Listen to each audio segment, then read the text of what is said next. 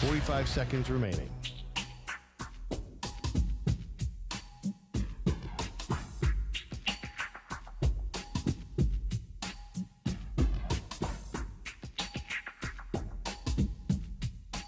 Seconds remaining.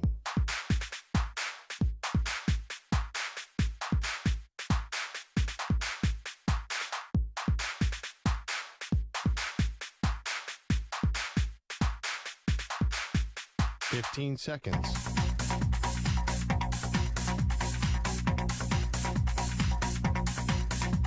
Break ends in 5 seconds.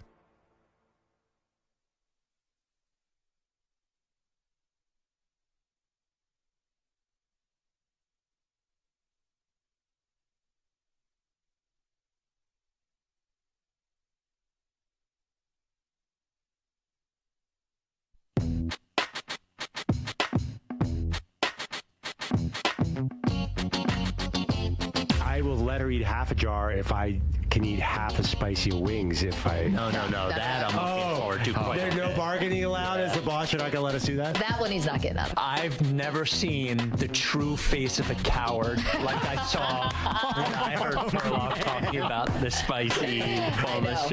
True fear. You seem a little worried, Maggie. I'm hiding it. Is Deathly very afraid. scared, Yes. like a child who was told that there was a monster under the bed. That's how Boogeyman is here. Yeah. They are Maggie and Perloff on CBS Sports Radio. Yeah, we are Maggie and Perloff. You made it. It's Friday. Big exhale. Whew. Summer Fridays we love around here. And we will get to the great debate series, which our theme ends this week, Perloff. It ends today, which is greatest teams of the last 30 years. We did baseball on Monday. We did college football Tuesday. We did the NFL on Wednesday. We did NBA yesterday. Today we do college basketball. So we'll get to that in about 20 minutes or so. But while our list has made a lot of waves and has got a lot of people talking, it was one other wide receiver's personal list that has now taken the NFL by storm. He was inspired by our list and came up with his own list. Aren't they all? So DK Metcalf from your Seattle Seahawks was on the All Things Covered podcast with our pal Bryant McFadden. And he was asked about his top 5 wide receivers of all time. And the first one might catch you by surprise. Top 5 all time. Oh, Antonio Brown. AB, shouts out to AB. Antonio Brown, you're number 1. Got it. Antonio Brown's number 1. Then I'm going to go Randy Moss. I'm going to go Terrell Owens, Jerry Rice, Julio Jones. Okay. Number 1, Antonio Brown, according to DK Metcalf. How do you feel about that? I disagree. I mean, there's certain things strongly, emphatically, but there's certain things in sports that you just don't argue about. And this might be changing, but that Jerry Rice is the greatest receiver of all time seems like one of those rock solid facts that like you have that as your base and then you fan out from there. I personally I like Randy Moss might be better than Jerry Rice arguments, but I think if you're going to have a debate about the best receiver ever, you don't go past Moss at number 2 to me. So AB, though, does have the straight, like, players love him, but that's just totally crazy. Okay, so a couple things that got us, like, talking a little bit and thinking a little more about Antonio Brown. And I'm right there with you.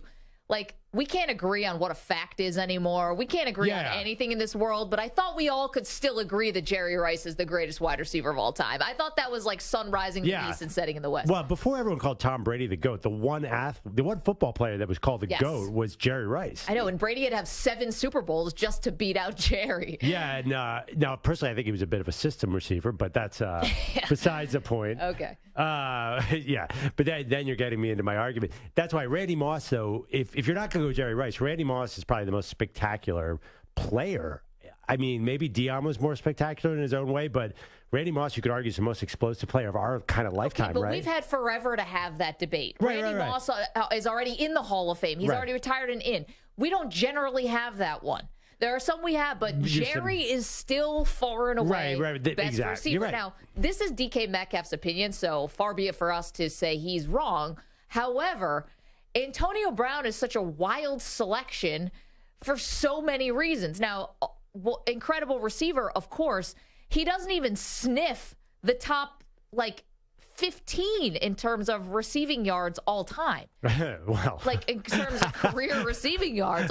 He's at 24th on the all-time list right now, which is nothing to sneeze at because, like, 22nd is Art Monk. Like, there's other people in there who are 18 is Andre Reed. There's other guys in the Hall of Fame who are not, like, so high on this list. They were higher when they retired, obviously. But are we going to raise the detail that he absolutely lost his mind halfway through his career? So I think when you look at 24, there's an asterisk next to it. Okay, but see, that's the thing, right? Like, there are people, like, so we got into the idea, is Antonio Brown a Hall of Famer? Right. Okay. Because if you're not even going to be a Hall of Famer, can you be number one on the list? Like, we've said some crazy things on our list this week, but everyone was like, deserved to be mentioned. If you're not even in the Hall of Fame, can you be on somebody's number one?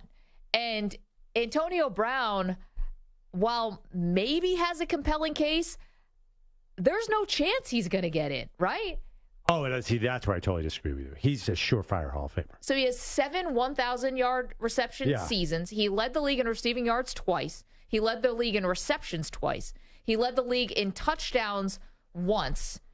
And he is a 7-time Pro Bowler, 4-time All-Pro. Yeah. He's got a Super Bowl championship. Now, he did make the Hall of Fame All-2010s team, so that bodes well for you because that's his career. Because as he got later and, ostensibly sort of lost his mind, it fell off very quick. Well, why did you say that you think he might not make the Hall of Fame? I think he definitely will, but is it because of the character issues or because of the performance? I think it's probably because of the character issues. Now, I triple-checked this, including texting our friend Peter King while he's on vacation in Germany. He got back to me right away. There is no character clause in the Pro Football Hall of Fame. This is not like baseball where guys can be left out. Now, I'm not saying Antonio Brown was cheating like a Barry Bonds allegation or a Roger Clemens allegation, but Curt Schilling is also not in the Baseball Hall of Fame because of, homophobic things that he said. No, well, that's not the stated reason for Schilling, though. The stated reason is because his numbers aren't great because he was on losing teams for a long time. Sure, but I mean... But he was first eligible long before this craziness started with Schilling. Okay. But I hear you. But baseball, that's what Schilling maintains. He feels he's out because of controversial things. Right. I see what you're saying. Yeah. So, but the NFL is very specific. They're not supposed to consider character. I've read Peter on this. Like, don't even put it in your mind. They say. Right. I know, because there are guys in the Hall of Fame who have plenty of character concerns. Right. We'll start with my own team that I root for. O.J. Simpson is in. Now, obviously, what happened after is, the murders was happened long after his career. But still, I mean, Lawrence Taylor was no saint. He's in. There's a lot of guys in who have some questionable character. There's something, though, about Brown. Like, do you really see him up there with the gold jacket? Yes. As saying these crazy things that he has been saying into Instagram live videos for the last couple of years. Totally. Because, first of all, this is right now. In 5 years, we won't even remember this stuff. I mean, he'll stay in the news a little bit, but there have been. This is very sad because a lot of it was CTE related. There have been some crazy Hall of Fame speeches. Mike Webster's was nutso. He was the Pittsburgh Steelers lineman who was unfortunately kind of losing it because of CTE. So, and there's just been a lot of guys who questionable character who've been up on that stage. So why not Antonio Brown? Quit in the middle of a game. And that's listen, true. The voters held it against Terrell Owens because he did some sit-ups in his driveway and was like a vague, had like sort of vague locker room cancer kind of allegations surrounding him. Oh my God, you're absolutely right. The fact that T.O. had to wait for his second ballot was unbelievable. Crazy. All right, you might be swaying me a little bit with the T.O. one, but he did make it. No, he did make it, but T.O. never quit on the field.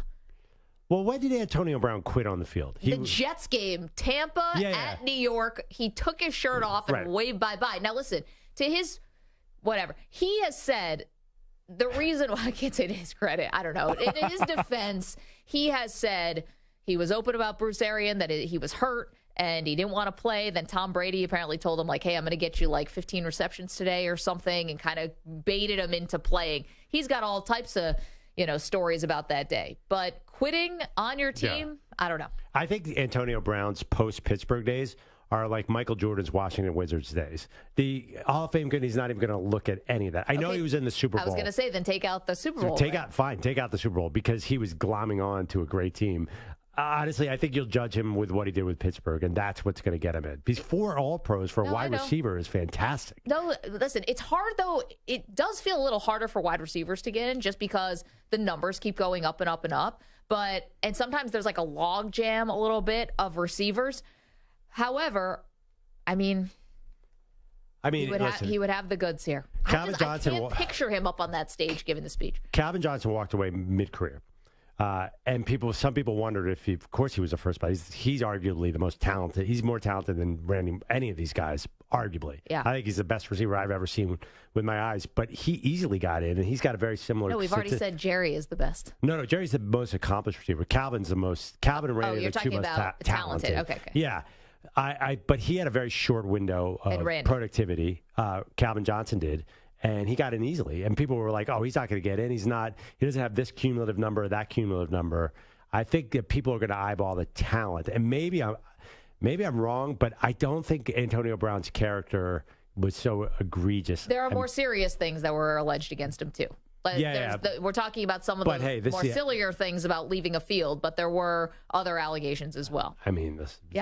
It's the NFL. You're going to have a Hall of Fame or you're not going to have a Hall of Fame here. Well, but does it have to be like that? I think it does because you're going to sit there. If you bring in character, then you're getting in all sorts of judgments that you're asking them to judge on that's impossible to really dig into. Okay, but I'm just saying it's not like you don't acknowledge that the person ever existed, right? They are still they are still acknowledged in the Hall of Fame. Like Pete Rose is acknowledged in Cooperstown. He just doesn't have a plaque. Well, there's like things from his games and there's like memorabilia, but so it's not like he's been totally whitewashed from the history. It just doesn't get the added honor of having a plaque or having a bust or having a gold jacket. So, what is the how do you decide what kind of transgression would keep you out? Because there are a lot of guys who've been arrested, obviously. Obviously, Michael Irvin, Warren Sapp. You can go down the list. So, and how do you decide, what's the character infraction? Do you weigh it as part of his, playing ability?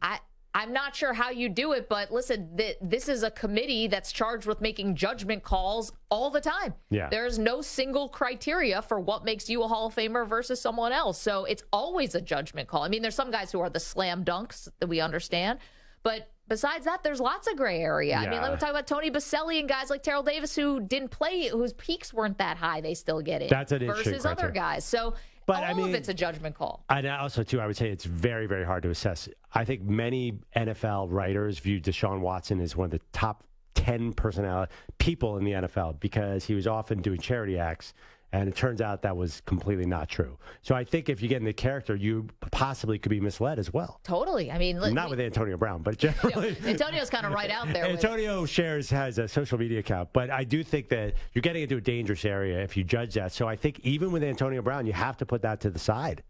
855-212-4CBS, 855-212-4227. Want to know what you have to say about this? Wait, before you move on real quick, I know you admire him as a player. Just talk about that. As a player, his numbers were incredible. Antonio Brown? Yeah. I would counter that was a system where, first of all, he wasn't really getting double teams. He had great players around him all over the place, and they produced a lot of good receivers. So he got a little help from being in Pittsburgh at that era. Because Le'Veon Bell had great numbers. He had great numbers. Big Ben had great numbers. And a lot of receivers were around there. Yes. However, that was one, if not the toughest division I've ever seen in my entire life. Of my whole sports watching life, the AFC North with those Steelers, Ravens, and Bengals teams. What? Those guys were bad dudes. The amount of hits, and he was still taking some of the bigger hits from earlier on in his career when you could really still kind of lay people out. It wasn't like the 90s. Yeah. I get that, or the early 2000s. But he still took a lot of big hits. As far as eye test is concerned, the Vontaze Burfict hit obviously is the one that kind of stands out. But as far as eye test is concerned, I always felt like with Antonio Brown in Pittsburgh, I always felt like I was watching a Hall of Famer. Right. The catches were spectacular. I agree with that, but he was in the slot. I don't know. I hold Randy Moss and T.O. and Calvin Johnson just a little bit above them because I feel like those were one-man offenses where I think Antonio Brown. Chris Carter, though. Yeah, but Randy Moss was sort of like a force unto himself. Like, you could double team Randy Moss and it might not even help. I don't know. There's just different players. Antonio Brown was spectacular, but I feel like he was in the right place at the right time. Like, that offense really generated a lot of receiver production. Also, Antonio Brown is 5'10". Yeah, he was in the slot, too. know. That helps as well. How tall is Randy Moss? 6'3". Yeah, I was going to say, much, much taller. Yeah, maybe I'm more biased to the tall outside guys. But no, Antonio Brown was spectacular. Number one for DK Metcalf. And I was thinking about his time. Metcalf graduated high school in 2015. So he saw a lot of these guys, I think. Is this a recency bias? Well, he wouldn't have seen Jerry Rice. He would have seen Jerry Rice, but he probably would have seen, maybe not a lot of T.O. or Randy Moss. Probably not. That's amazing. 855-212. Want to feel old? Yeah. Right. Yeah, DK Metcalf has Antonio Brown because it's the only guy I saw. 855-212-4CBS, 855-212-4227. I know there's a lot of Pittsburgh Steelers fans out there in our audience. We're on all over the state of Pennsylvania. We know that. Antonio Brown as a Hall of Famer, what do you think? 855-212-4CBS. Not exactly the conversation I thought we'd be having today, but let's do it. Coming up, the Great Debate Series continues today. The best college basketball teams of the last 30 years. Are we on in Kentucky? I think so. We are? I think we might be. Are we on in Kansas? Are we on in North Carolina? Are we on in whatever city Gonzaga's in? No, I know it's Spokane. Love Spokane. 855-212-4227. Maggie and Perloff. It is a Friday, so the Advice Duck is in the house today. Get your questions in. Use the hashtag AdviceDuck. You can tweet us at Maggie and Pearl on Twitter. Also, email the show, maggieandperloff@gmail.com. We're back with more of the Great Debate Series. Don't move. It's the Maggie and Perloff Show, CBS Sports Radio. You're in a 5-minute break.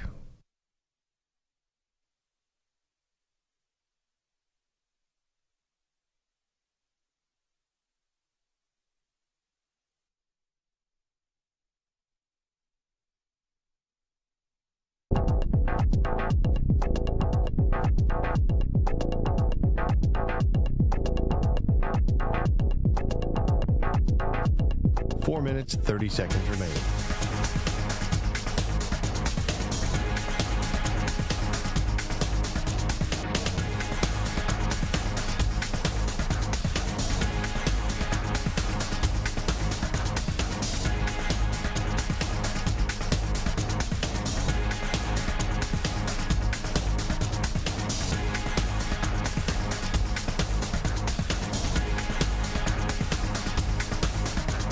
Four minutes remaining.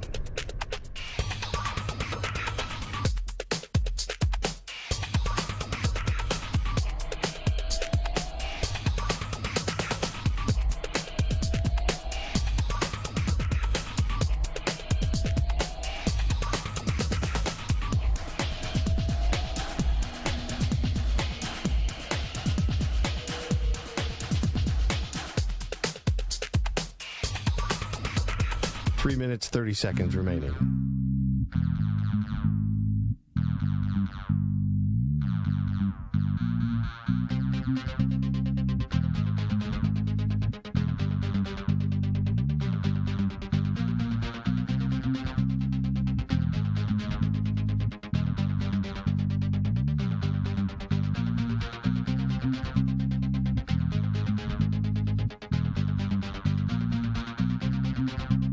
Three minutes remaining.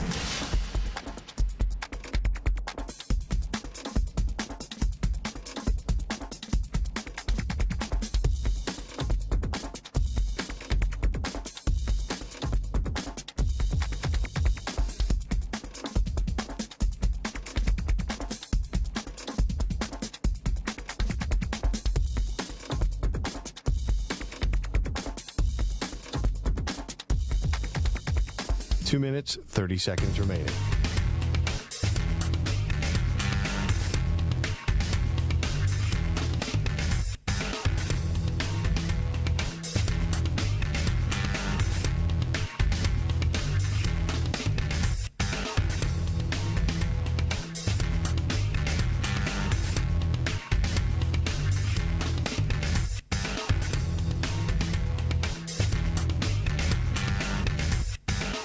2 minutes remaining.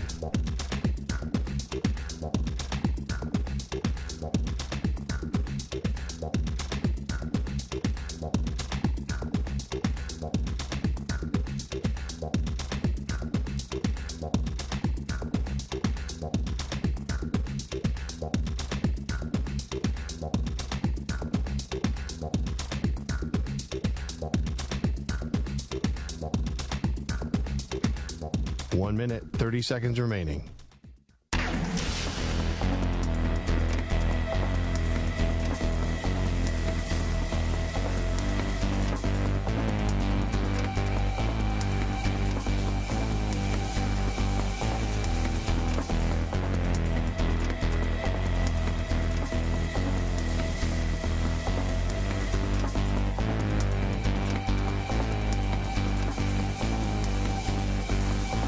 Minute remaining.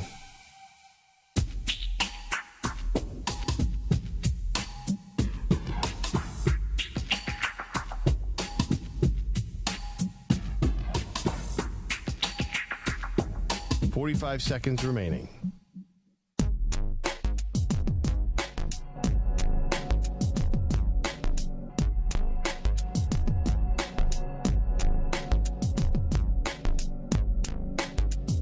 .30 seconds remaining.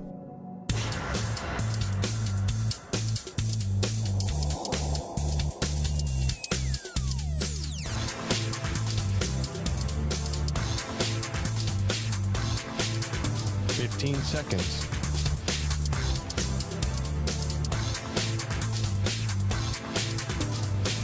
Break ends in 5 seconds.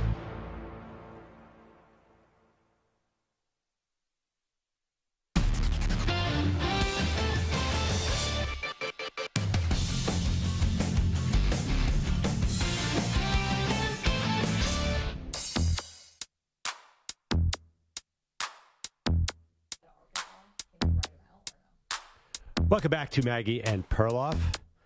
Oh, boy. Another late night for the Maggie and Perloff team because we are reaching the end of this week of the Great Sports Debate, and we've been ranking the top 5 teams by sports of the last 30 years. And man, oh, man, college basketball, we're like, oh, okay, well, those are iconic teams. This will be easy. It sure wasn't. So, you know what the problem is, Maggie? The limit is 5. Why did we say, well, let's do the top 7? That would have been much easier. Yeah, if we had 7, it would have been 10. 10 would have been 12. Yeah, always one more. What time was the last text message we exchanged last night? After midnight? Oh, it was like 11:45. Yeah. And the funny thing is, when you texted me, I was sitting on my couch watching reality TV and looking at the list. Well, my show Alone was on History Channel. Yeah, you know what you didn't tell us about the show Alone? This is Perloff's weird fantasy or maybe fear. Being stuck, survivalists get stuck out in the wilderness alone and have to get as many days as they can just living off the land. Yeah. It's a wildly popular show. So I was scrolling by it last night. It's like 3 hours long. It's mostly commercials. I'm actually not exaggerating, okay. But also too, it's like moving up. Like it is a popular show, and Netflix carries it. It's great. So last night there was. The History Channel takes a break from World War II that's footage. No, there's no more World War II footage. It's just they have different versions of Alone now. The whole thing. But last night a guy dropped his fishing rod into the lake. And had to strip down. Had to strip down into 20-degree water and get down and get it. Do you think you could do that? 20 degrees. I'm not getting into 70 degrees. Yeah. No, and this was 40 minutes of television watching this guy try to retrieve a fish, and I'm glued. And then until finally beeps, and I'm like, "What do you think about Kentucky?" Yeah. I'm like glued. I'm like, but then again, 96 Arizona Wildcats. So let's talk about that for a while. Okay, before we get to that, though, we had a question about whether Antonio Brown is a Hall of Famer. DK Metcalf of the Seattle Seahawks put him as number 1, the best receiver in the history of the NFL. He said it was Antonio Brown. Perloff and I thought, we've all decided it's Jerry Rice already. And maybe there's a couple Randy Moss outliers. I could see. I vote for Randy Moss. Over Jerry Rice? Yeah. We just talked about death taxes. Jerry's the best receiver. I know that's the way people say it, but I go Randy with Jerry number 2. Go ahead. All right. Please. Well, I don't want to distract from the main argument here. Yeah, thanks. Now we'll have to get into that debate. Let's go to our pal Sean in Oregon's got a thought. Hey, Sean. Antonio Brown isn't even hardly top 5 of Steelers all-time wide receivers, let alone best of all time. he ain't even as good as Hines Ward. We don't put him up there with Terrell Owens. He ain't up there with like people like Megatron. He ain't up there with anybody like that. I put him up there with like guys like Plaxico Burress. Yeah. Listen, Plax was amazing too, but Plax was so prototypical too, right? Plax was like 6'5". I mean, he was massive. And unfortunately, Plax's career also got sidetracked because of him having to go to prison because of the shooting himself in the foot. Sean, thank you so much. Was that a leg? In the leg, sorry. By the way, he does bring up a good point. There are a lot of Hall of Fame type wide receivers in Pittsburgh through the years. I mean, Brett Brown's in that conversation. We got Lynn Swann, John Stallworth, Hines Ward, so Juju Smith-Schuster. But I think he's going to be in, and it's a team with a lot of history. I don't agree with he's not top 5 Steelers, but I do think like he's crowded in this very, very good group of current sort of receivers. I maintain the voters had let T.O. sweat it out because of interpersonal things that happen in the locker room and some sit-ups that happen in a driveway. Antonio Brown ripped his shirt off and quit on his team. You don't think they're going to hold that against him for a long time? Have you ever met the media? The media they're much more concerned if you were rude when they stuck a microphone in your face than if you committed a crime outside. They don't care about that. They care about not being nice to the reporters. You know how it works. Let's get to our great debate list.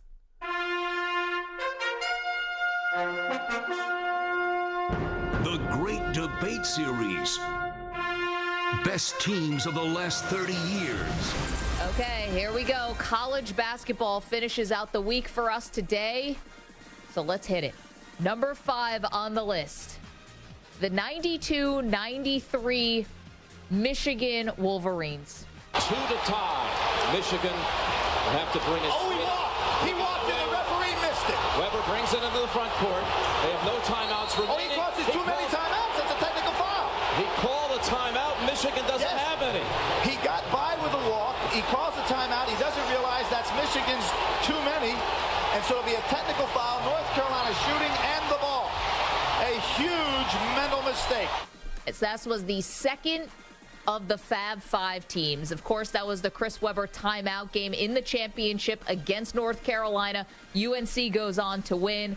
The original Fab 5 team, the first year when it was 5 freshmen starting in a national championship game, the first time that it ever happened, that is outside our parameters of 30 years. So we couldn't put them on the list. Well, they couldn't make the list anyway because I assume the sophomore Fab 5, just because they're all a year older, has to be better than the original one. But are we celebrating these teams? Why do we have to play that clip? I don't know. Wasn't there a clip that could celebrate Michigan? That's what you're playing? Okay, so they go 31-5 that year. 4 out of 5 of those players all went on to play in the NBA.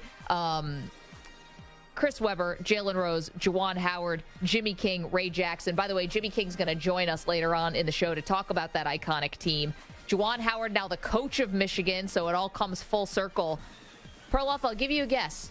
What high-profile NBA executive was also on the Fab 5 Michigan team? Rob Pelinka? You got it. Rob Pelinka. Oh, yeah, he played a little bit, too. Lakers general manager also on that team. Iconic team. Really. Well, there's a reason there are 30 for 30s on that team. They were not just amazing, they were incredible influencers on sports. They changed everything. Number 4 on our list, greatest college basketball teams of the last 30 years, the 93-94 Arkansas Razorbacks. Under 10 on the shot clock. Stewart's open.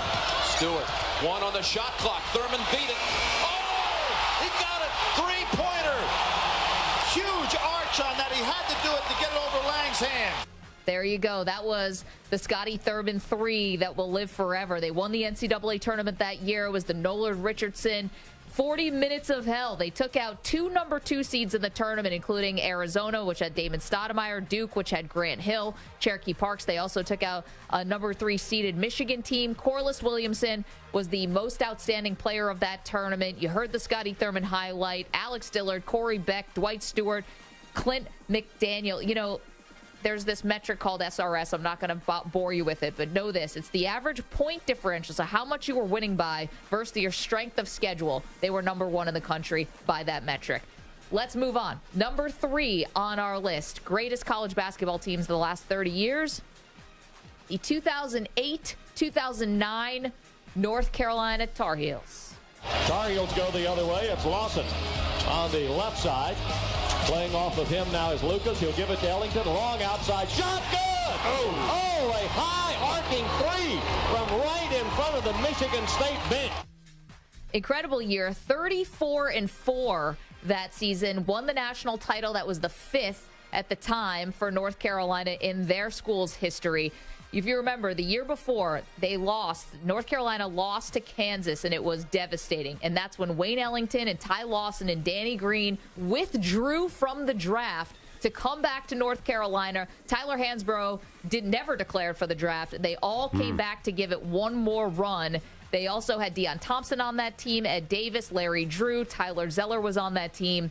They beat number 2 Oklahoma in the tournament with Blake Griffin, number 3 Villanova with the Coreys. You remember Corey Stokes and Corey Fisher, and number 2 Michigan State featuring Draymond Green. Why do we have 1950s radio announcers on all these highlights? I don't know. And, Hansbrough throws it into Ellington, who throws it into Lawson. What is it? This was not that long ago. It was 2009. It feels like it was a 100-year-old clip from the History Museum. Okay. It's vintage. Okay, number 2 on the list, greatest college basketball teams the last 30 years. 2000, 2001, Duke Blue Devils. Jason Williams doing the smart thing now, trying to keep the ball away from Gardner so he doesn't pick up that foul, put the ball handling in Duhon and Dunleavy's hands. Using it all, 10 on the clock. Jason, three-pointer. Got it! Hasn't had it all night. Well, and they had to. Garden, 45 to go. He nails it. Beat Arizona in the championship game that year with a Gilbert Arenas, Richard Jefferson, Luke Walton squad. This was the Jay Williams, Shane Battier, Mike Dunleavy, Carlos Boozer, Chris Duhon version. Of course, with Coach K at the helm, they beat number 4 UCLA in the tournament with Matt Barnes, number 3 Maryland with Juan Dixon, who mentioned Arizona. They won all their games in that tournament by double figures. They were a juggernaut, 5 players going to the NBA. This was tough because the 98-99 Duke team was also very good, but they lost that title to UConn. Therefore, we did not put them on the list. It's tough to differentiate the different Duke teams because they all were very, very similar. But let's also add that they were a very well-coached team. I mean, we could go there, right? They were all – I think they were great in part because Coach K was their coach and they played as a team. Because that talent is not like 98-99, right? You just said it. It's a good team. But they were way better than the sum of the parts. That's all I'll say.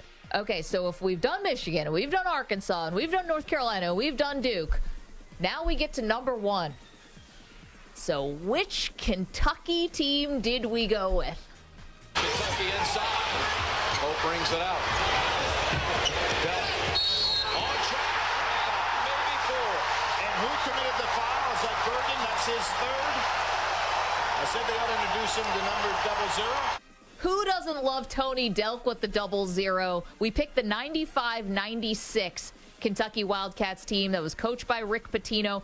34-2, 16-0 in conference play, and on to the title. They beat number 4 Utah with Keith Van Horn, number 2 Wake Forest with Tim Duncan, a number 1 ranked UMass team with Marcus Camby, and then number 4 Syracuse with John Wallace. That was in the final. You had Antoine Walker, you had Ron Mercer as a freshman. We mentioned Delk.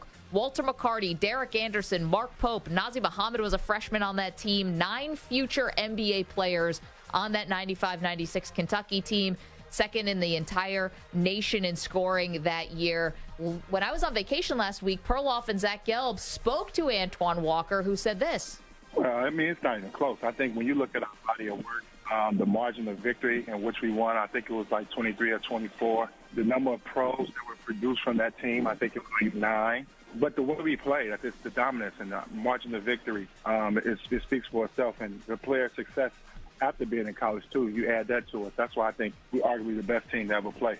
Were you the first Kentucky team that just stacked pros, that it was kind of too deep pro at every position? Yeah, our practice was tougher than our games. Literally, our practice used to be unbelievable.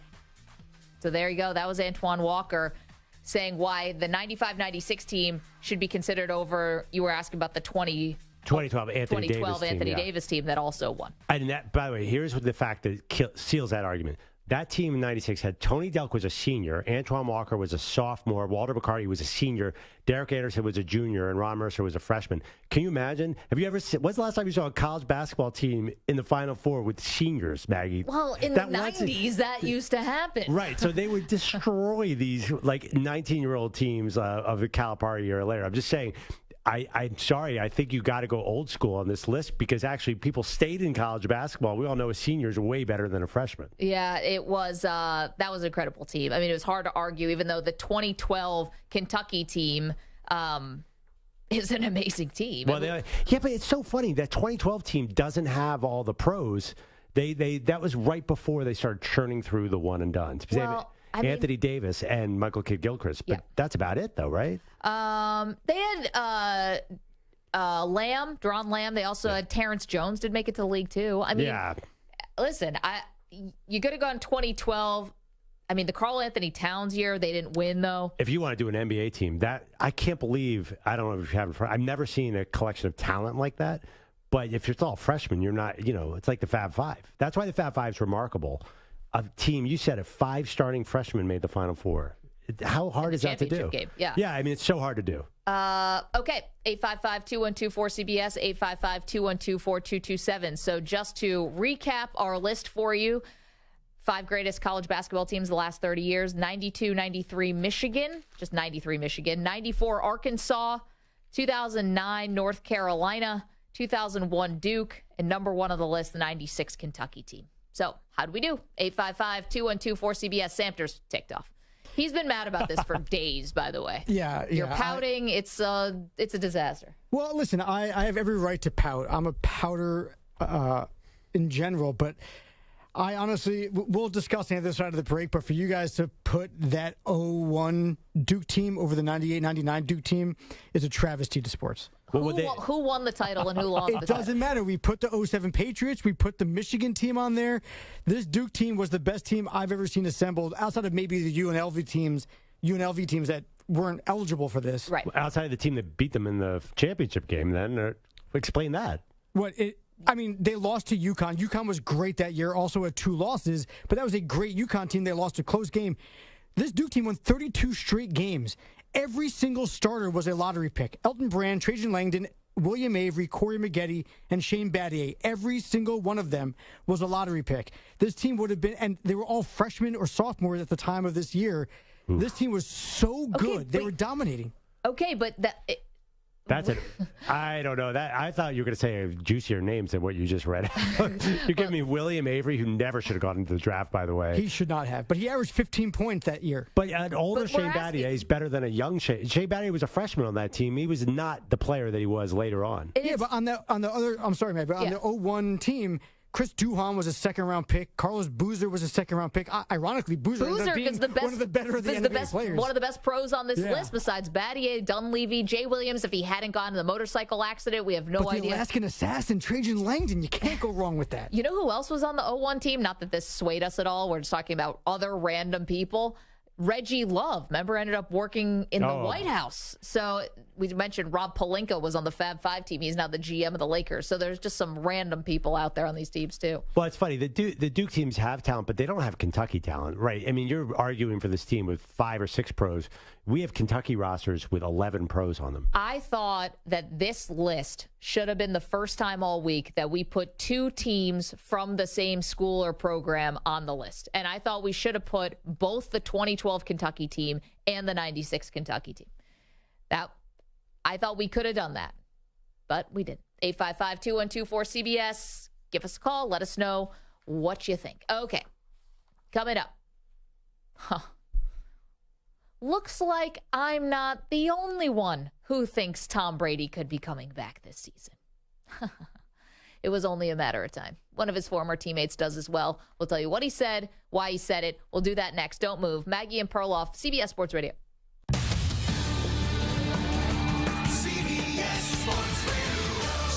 Sports Flash. All right, guys. Tennessee football program levied an $8 million fine, which is believed to be the largest ever levied on an infractions case, but they did avoid a bowl ban. Stems from over 200 infractions, including 18 level 1 infractions. Also had their scholarships reduced by 28, along with 5 years probation, after the ruling came down from the NCAA Division I Committee on Infractions.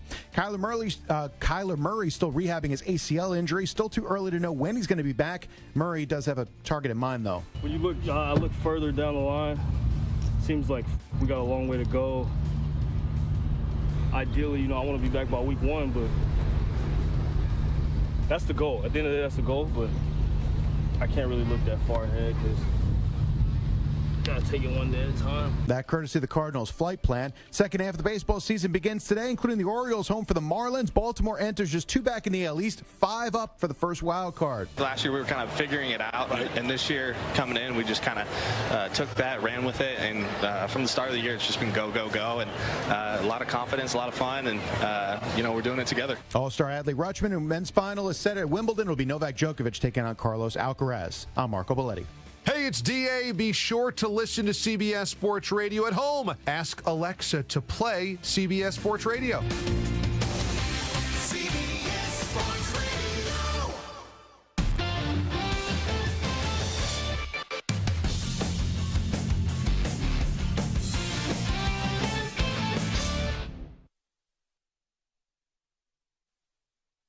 You're in a 5-minute break.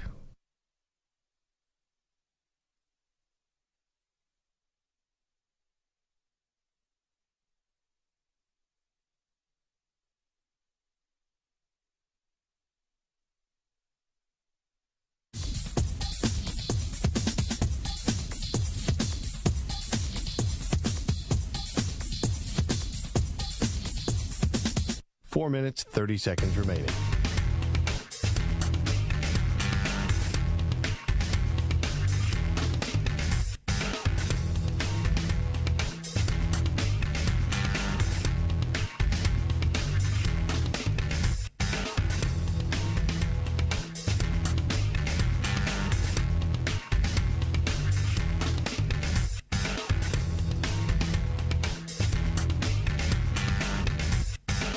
Four minutes remaining.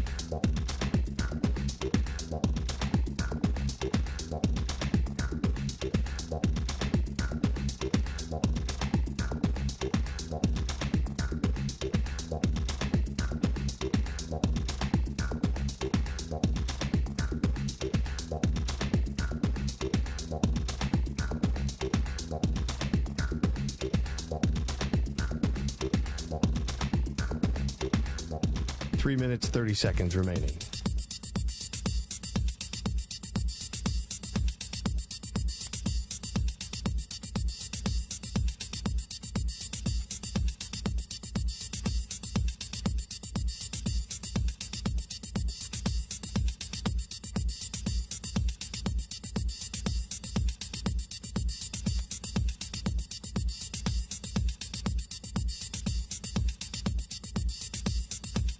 Three minutes remaining.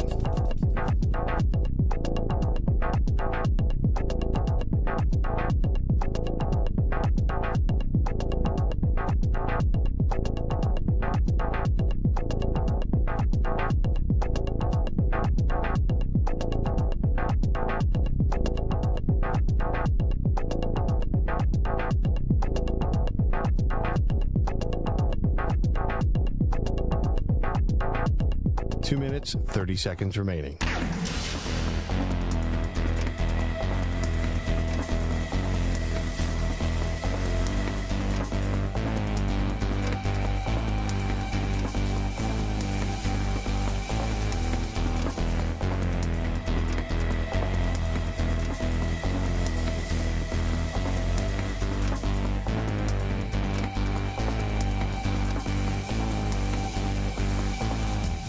Two minutes remaining.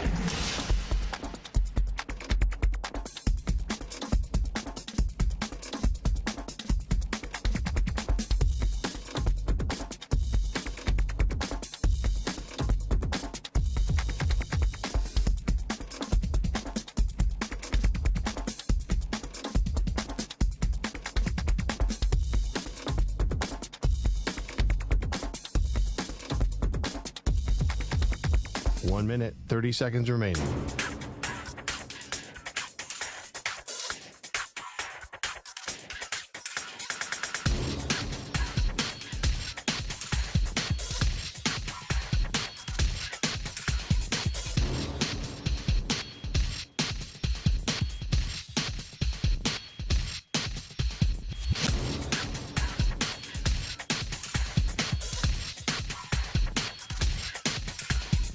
One minute remaining.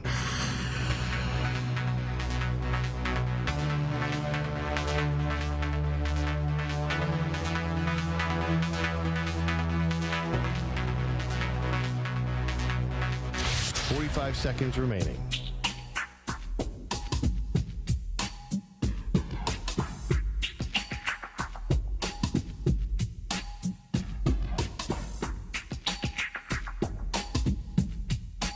Seconds remaining.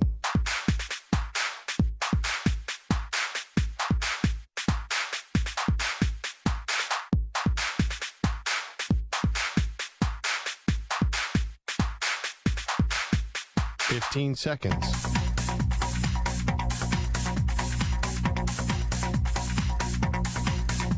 Break ends in 5 seconds.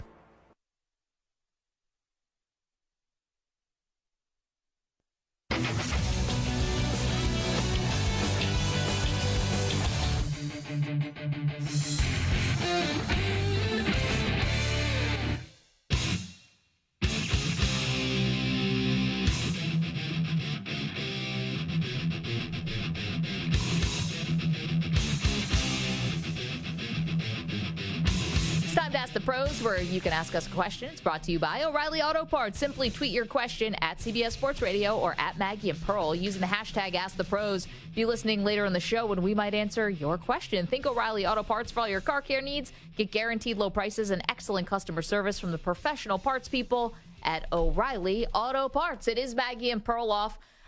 Getting some pushback on our top 5 greatest college basketball teams of the last 30 years. Yes. No Florida Gators on this list. Yeah. Now, we talked about that a lot. Back-to-back championships, incredible teams. Yeah, they're unusual teams, too. I think you listen to all the Duke teams and Kentucky teams, and they're all these future pros. Florida was they had a lot of pros. A Noah Horford sort of team, but it's an SEC team when SEC hoops wasn't cool. I don't know. It's a very Kentucky different team. Teams on there. Yeah, but Kentucky's different because they're Kentucky. Yeah. You know what I mean? Like Florida basketball, it's just not an iconic basketball program. They had this 2-year blip naming I think they made the Final Four in 93, but generally it's just an unusual situation. That being said, they were good teams, but look at their records. Were they as good as the 5 teams we have there? They were 35-5 in 2007. That was the year they beat Ohio State. Because Odin broke his hand, right? Yeah.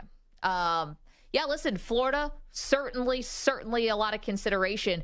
The 2015 Kentucky Wildcats, that was the one we were talking about with Karl Anthony Towns and Devin Booker and Willie Cauley-Stein and the Harrison twins. Listen, fantastic team, unbelievable team. 38-1, and the one loss, though, was a loss in the Final Four. So didn't even make it to the championship game like the Fab Five. Very young team, too. Yeah. I mean, that was mostly freshmen, so that's pretty remarkable achievement. Wow. Only freshmen and sophomores, and that's starting, I think they went like eight deep. I forgot about Alex Poitras was also on that team. Yeah. He was a junior. He was maybe the only one who actually got playing time. I love a junior in the Kentucky program was like an ancient veteran. The aging junior. You're a grad student. 855-212-4CBS, 855-212-4227. Okay, so we did put Michigan on the list, the 93 Fab 5 team. The second one, the 94 Arkansas team, Razorbacks, 40 Minutes of Hell. The 2008-2009 North Carolina team with Tyler Hansbrough and Wayne Ellington, Ty Lawson, Danny Green. The 2001 Duke Blue Devils and the 95-96 Kentucky Wildcats were number 1 on our list. Okay. Perloff constantly is telling me to just back off his pal Tom Brady. Just back off is what you tell me. Let the old man enjoy his retirement, Maggie. I know. And he is out there enjoying every moment of it, it seems like. Talking of Kim Kardashian, are we? He arrived at that place quickly. Anyway, I always maintain that Tom's going to try to find his way back to a field. And I'm not the only one. Here's his former teammate, Antoine Winfield Jr., talking on the Richard Sherman podcast about the Bucs and their intentions with Brady. Most definitely. I'm sure we're still reaching out to him, trying to see if he's trying to come back to the team. So, hey, it could happen. Anything's possible. Look, I don't put nothing past. This is a crazy world, and he a crazy guy. Right. It's up in the air, man. See, that's Richard Sherman, who himself hung on for a couple more years after Seattle, obviously went to San Francisco. And then you have a guy who played with him recently in Antoine Winfield Jr. Everyone thinks it's happening, Perloff, except for you. Everyone thinks the door's still open except for you. Wait. And me and another guy, an important player in this whole thing, Tom Brady. Yeah, that's just what he says. You can't buy that. He's been lying to us all for years. Yeah, I mean, I think there's a 10% chance he comes back, but I would put a lot of money on him retiring. I'd feel very confident throwing a lot of money. Like, yes, of course the door could be a crack open, but I think it's done. And I think, I feel very good about this. There's certain little things this offseason where it seems like he's given up on football. Yeah, but usually if you start dating a Kardashian, that means you're close to your athletic prime. She's going to, if they are indeed dating, and who even knows, she's going to get him back out there. Yeah, I don't know. It doesn't seem like, I can even see it in when he talks, the fire to play seems like it's gone. And he was... No. Yeah, all right. Well, so how long do we have to wait to determine? I think the statute of limitations is when I see him getting a gold jacket. Then I will finally believe it's over. So, okay, so he's 46 now. So when he's 51. 51, anytime between now and 51, you think he could come back? I think so. I don't know. I think he's not going to want to go out really in a blaze of awfulness. So if you are a Bucs quarterback right now, of which Baker Mayfield is the starter, it doesn't sound like anyone's that confident. Right, it's like, I'm a guy on the team just maybe half joked, maybe being serious. I'm sure they're still calling Tom Brady to see if he wants to come back. Oh, definitely. But it's July 14th, so I think the next 3 weeks are critical. If he does not get to the second week of camp, he's not going to join the Bucs midseason. I mean, that's just a recipe for disaster. What? Of course he would. See, why would he join that team midseason? He does not want to go 6-11 in his final year. Sorry, I don't know about joining that team, joining a team, though. But he's not going to know the offense on another team unless it's New England. Josh McDaniels was his offensive coordinator for more than half of his career. Brady was smart. When he left New England, he saw the NFC South. He said, I can kill it. There's no way he's going to go to the AFC West and go through that. I mean, why would anyone do that? He's not a glutton for punishment. I'll tell you why. I mean, he is dating Kim Kardashian, but generally he's not a glutton for punishment. Yeah, clearly the guy's not seeing any red flags there. Devontae Adams. Hunter Renfrow. Oh, geez. Stu, help her out. Max Crosby. Where's this all going for the Raiders? Chandler Jones, former teammate. 5-12. And I know, and he'd have to get all the owners approve it and all that stuff. Guys, I'm just talking about what I think and what I believe is that we have not seen the last of Brady in a uniform. I think I feel like I can see him running out of the tunnel again. And it's teams like Tampa where he knows the offense. I don't even think New England would be an option now. And the Raiders. First of all, running, I mean, I don't know, running is the word. I think slowly walking. He might even have a walker at this point coming out of that. He is not going to be running. Jeffrey Howell in the chat says Carson Wentz will play again before Brady. Yeah, he's 15 years younger than him. Yeah, I'd hope so. Yeah. I just think there's not going to be the perfect spot. If there was a perfect spot that it looked like he could really win and maybe have even a chance at the Super Bowl, then yes, I think that would improve it. But Tampa Bay and the Raiders seem like really tough spots right now. Especially Tampa Bay was so depressing last year. They were just... and they're not getting better. I mean, did they do anything to improve the team from... No, but they still have the core of a pretty good team. That's why I'm surprised that they didn't try to maximize that quarterback position at all, or it didn't really seem like they had a great plan there. Well, they have a second-round pick sitting there in Kyle Trask, and Arians loves him, so maybe that's something. No, Arians, I don't know if he loves Kyle Trask. He might. But Arians wanted to take Kyle Trask or Blaine Gabbert and make him into a champion just to prove that he didn't need Tom Brady to win that Super Bowl. Yeah, maybe. That's what that was about. That's like an ego thing. Well, anyway, Kyle Trask is a second-round pick, very productive college player. At some point, he's probably going to start in the NFL. Maybe this is a chance. They need to rebuild. They're old, and listen, they had their Super Bowl. So, honestly, wink, wink, this might be a tank possibility, Maggie, in a big, big way. I'm on board with that, but I think the team's actually a little too good, and I think the division is so bad. I don't know if you're going to be able to tank in an They NFC were 8-9 with Tom Brady last year.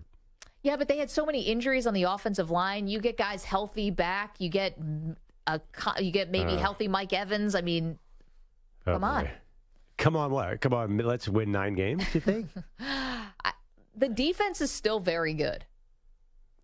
Yeah, I just think Tom looked depressed there last year. You're right. Maybe it was the offensive because he was line. getting divorced. That was that. I mean, yeah, the football wasn't going gangbusters either, but him getting all skinny, and I mean, anyone who's been through a breakup knew exactly what that was. That was breakup weight he was losing, and now he's gaining Kardashian weight, which is a unique thing. Well, not so much to professional sports, but you know what I mean. I think that's an assumption that I think Tom Brady cares more about football than Giselle anyway. That's long proven. I think the team around him was so bad, he was just like, get me out of here. Did you get that vibe? And it was probably the offensive line injuries. I will give you that. They are coming back healthier. But by the end, his body language on every play was, oh, my God, you guys can't block at all. And Mike Evans gave up on the season about 6 different times, couldn't catch anything.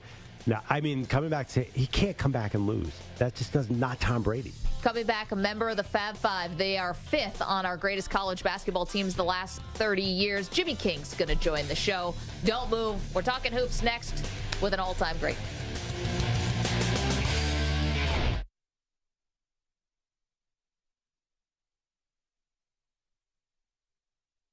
You're in a 5-minute break.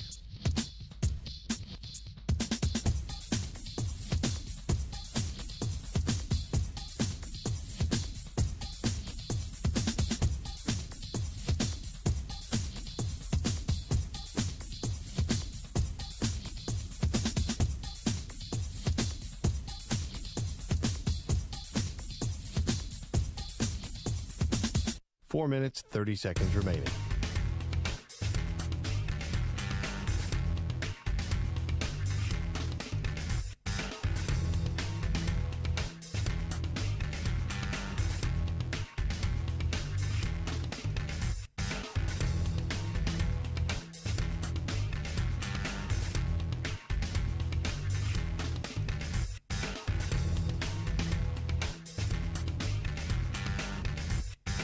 Four minutes remaining.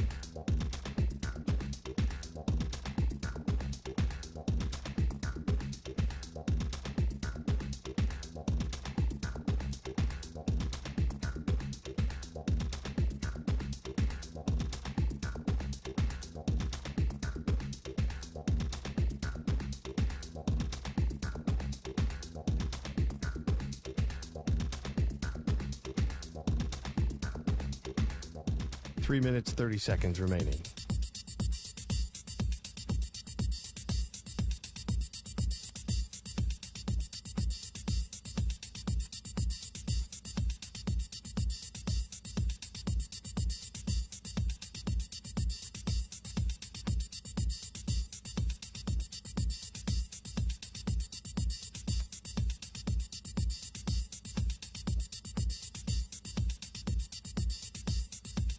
Three minutes remaining.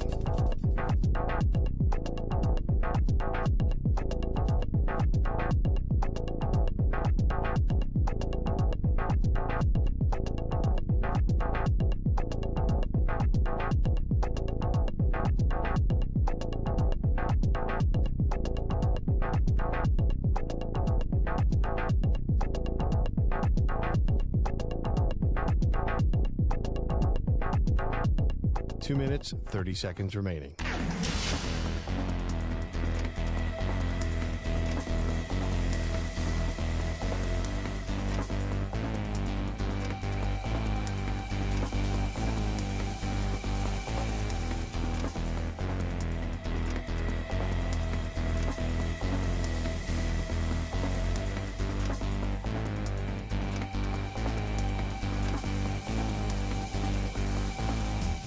Two minutes remaining.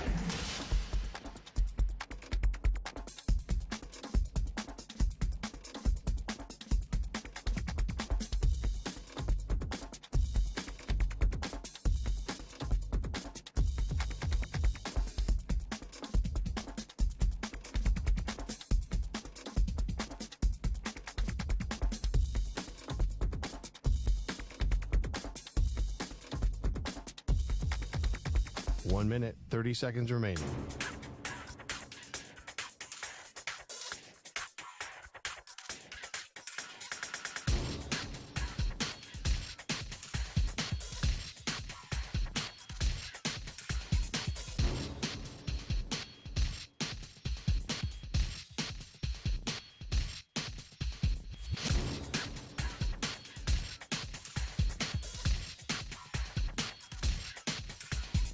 One minute remaining.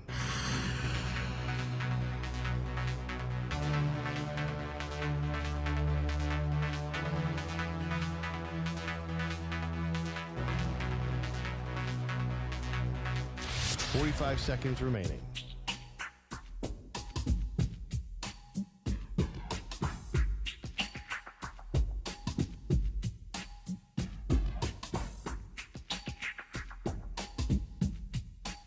Seconds remaining.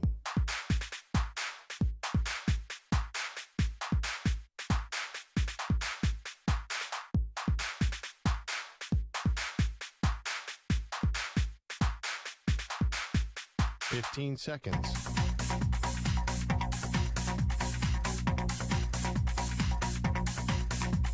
Break ends in 5 seconds.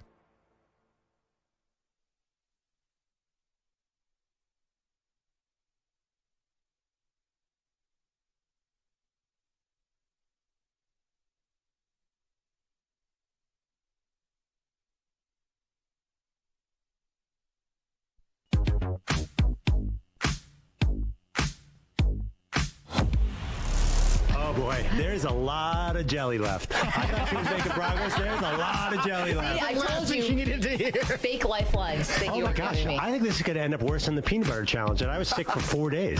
Oh, no. I'm like, my hands are shaking. No, this is going... This is all the sugar. This is going terribly awry.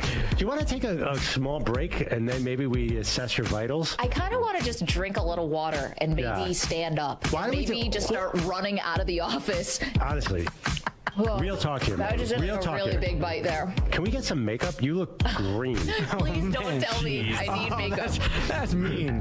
They are Maggie and Perloff on CBS Sports Radio. True story. Today, I almost ate my first peanut butter and jelly sandwich, and I reached for the jelly, and I was like, I can't. Yeah, that's about right. It took me about 2 months to get back to peanut butter after I ate a jar of peanut butter. I don't think I'll ever eat jelly again. You say that. Time heals all wounds, Maggie. You'll be back on the jelly train before you know it. So I ended up eating a peanut butter and banana sandwich. That's the lowest form of sandwich. Like Elvis. No, did he eat Fluffernut? Like fluff? Oh, I thought it was peanut butter and banana, Maybe but it it could was. be. All Definitely could be. It's the lowest form of sandwich. It really is. It's the worst. What do you mean? Peanut butter and banana, it's just, there's nothing satisfying about it at all. Like peanut butter and jelly, I think top 5 sandwich, all time, longevity. Peanut butter and banana does nothing for you. I get a good piece of bread, toast it, and put peanut butter. Straight peanut butter on toast is good, too. Okay, but that's fine. But I had like 2 slices of wheat bread, peanut butter, banana. It was, I'm like, what am I doing? Should have put some onions on it. Yeah, no thanks. That's a Samter special. Like, am I an adult? Like, I think you can elevate a peanut butter and jelly. You cannot elevate a peanut butter and banana. Anyway. That's what's going on with me today. Wait, honestly, is there anyone who's ever thought a peanut butter and banana sandwich is like the lower class peanut butter sandwich? I've never heard of this steak. It is. It's like the general admission ticket of sandwiches. I would say banana is a finer product than jelly. It just doesn't work as much, though. Like, there's some things that are just perfect. Peanut butter and jelly, peanut butter and chocolate, some of those things. Peanut butter and banana is not in that echelon. Are you putting, like, pieces of banana, or are you, like, mashing it into, like, a banana paste almost? I sliced it. Yeah, that's fine. That's great. That sounds amazing. Yeah. It wasn't good, guys. I mean, peanut butter and jelly is the cream of the crop, but peanut butter and banana is not far behind. Wasn't good. Take my word for it. 855-212-4CBS. I don't want to get the phone number. Who's going to react to something like that? Today, we gave out our great debate series here. Top 5 greatest. Should let the music do it. The Great Debate Series. Best teams of the last 30 years. Okay, let's go through them. Number 5 on our list, 1993 Michigan Wolverines, the second year of the Fab Five. Number 4 on the list, the 94 Arkansas Razorbacks, 31-3 that year, won the national title. Number 3 on the list, the 2009 UNC Tar Heels, 34-4, won the national title. Tyler Hansbrough, National Player of the Year. Number 2 on the list, the 2001 Duke Blue Devils, 35-4, won the national championship. Jay Williams, Shane Battier, Mike Dunleavy, Carlos Boozer, Chris Duhon. And the number 1, the greatest college football team of the last 30 years, the 1996 Kentucky Wildcats that snapped an 18-year national championship drought. Remember when those used to matter and mean stuff? Antoine Walker, Tony Delk, Walter McCarty, Derek Anderson, Mark Pope, Ron Mercer, Nazim Muhammad, 9 future NBA stars, players on that team. Well, it's significant, too, because Kentucky, the whole program, one of the most famous programs of all time, was gutted by penalties. Remember, and Jamal Mashburn led them back, and then this team was sort of the next evolution, and then they became a pro factory after that. Totally. That was the Rick Pitino team. We did not put the Calipari team on. The Calipari teams were amazing, but they were young. College basketball, as a Villanova fan, I can tell you right now, age means a big deal. The older teams who don't lose the pros after 1 year are better teams. Yeah, but we do have the Fab Five on the list. Well, they were unbelievable. So that was a little bit different. But, we're getting some feedback. We hear you guys on Florida. We hear you guys on the 14-15 Wildcats, the Karl Anthony Towns team. We hear you on the 2012 Wildcats, Anthony Davis. That team was phenomenal. Who else? UConn. We did not put any UConn teams on the list either. And we also, it goes without saying, we were just doing men's college basketball. We'll do a women's top 5 another time. So that was the list. Let us know what you think. You can always get in touch with the show on our chat, youtube.com/CBS Sports Radio. Say hi to the Weedos and the Purple Drinkers. Hi. Twitter, @Maggie and Pearl. Instagram, Maggie and Perloff. It goes on and on and on. Okay, let's get to the phones. When I tell you, we agonized over these lists for hours and hours and hours. I make an offhand comment about how I ate a peanut butter and banana sandwich, and here we go. Joey's in Myrtle Beach. Joey, I thought you'd be calling about one of the North Carolina teams, but no, it's about peanut butter and jelly. Maggie, I was going to help you get back to jelly, okay? So what you do is you get your peanut butter and jelly, and you mix it up so it's like one consistent mix. So there's no separation. So it's almost going to be like a purple color. And then a little bit of peanut mix. But anyway. Oh, I see. And it's like one taste, and it's delicious. You won't even know it's jelly. So I see, because Maggie is burned out on jelly. You're how you introduce jelly again. I get it. Yeah, sounds so gross, dude. I got to tell you, that purple mix. No way. I mean, Joey, it's probably delicious. yeah. But what about, you could buy peanut butter jelly in a can, remember, in a jar. That's basically what you're describing. Well, that's goober. It's still separated. You got to mix this in a bowl until it's creamy and one substance. I don't know why, but Joey, you're making it sound worse. I don't know. Thank you for the phone call. It's sounding horrible now. No, I mean, I'm sure it's delicious. I mean, honestly, when you think about it, it should really be delicious. Sort of like jelly-flavored peanut butter. Yeah, but I don't want to. That's not how I'm getting back on this train. I think that would work, actually. I think you should try an experiment there. Have somebody else mix it for you. Have an outside mix it like a crystal meth or something. Yeah, right. Walter White, thank you. Yeah, get a bathtub, maybe an RV.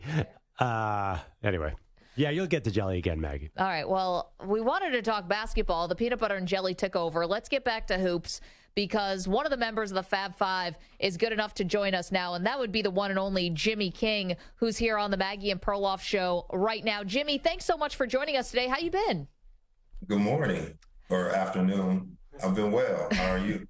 It's okay. We assume, wherever you are in the world, good day. Yeah, it is. It is. It was. I've been up since 5:30, so it's still morning. I'm in Vegas right now. Yeah, but it is afternoon. I apologize. No, that's okay. Are you there for Summer League? Yeah, the NBA Summer League, and also my oldest son is doing an international basketball tryout with Coast to Coast. So he just ended this morning. He had an 8:30 game. So he's doing this thing. I'm proud of him. Yeah, Vegas, by the way, you never know what time of day it is. That's what they do to you in Vegas. Correct, but yeah, what's the scene like there in Vegas? And you walk around the hotel lobby, you're just seeing guys everywhere. Oh yeah, everybody's here. It's like the mecca of basketball, and again, it's not just the NBA; it's everyone in international pool as well. So it's it's the who's who of basketball, and I'm fanboying on a lot of people. I ran into Bob McAdoo yesterday and took a selfie. And, I had to apologize to him for that. But, yeah, it's a whole bunch of guys out here that I'm fanboying over right now. Well, I'm glad you brought that up as Jimmy King is our guest, because we appreciate you taking some time for us today, especially now knowing you're in Vegas. Thank you very much. Because we did our list of top 5 greatest college basketball teams of the last 30 years.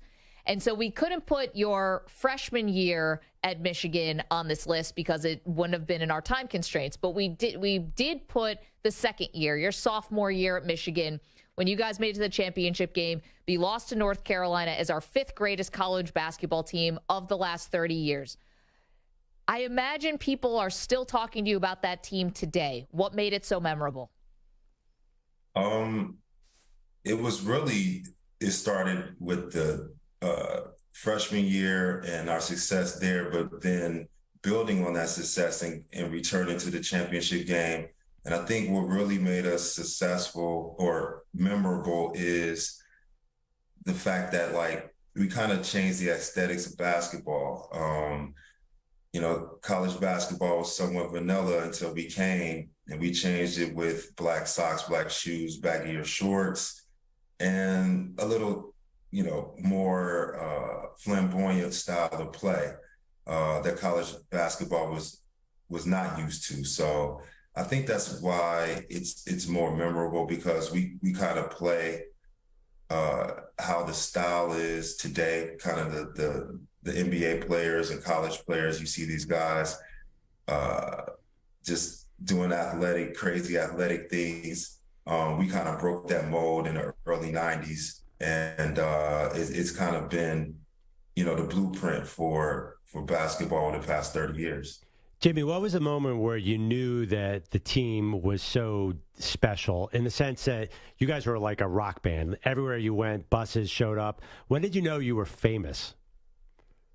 You know what? I don't think I knew that we were actually famous until I went to Europe. And that was not the Europe trip we took our freshman year, but I went overseas in 98.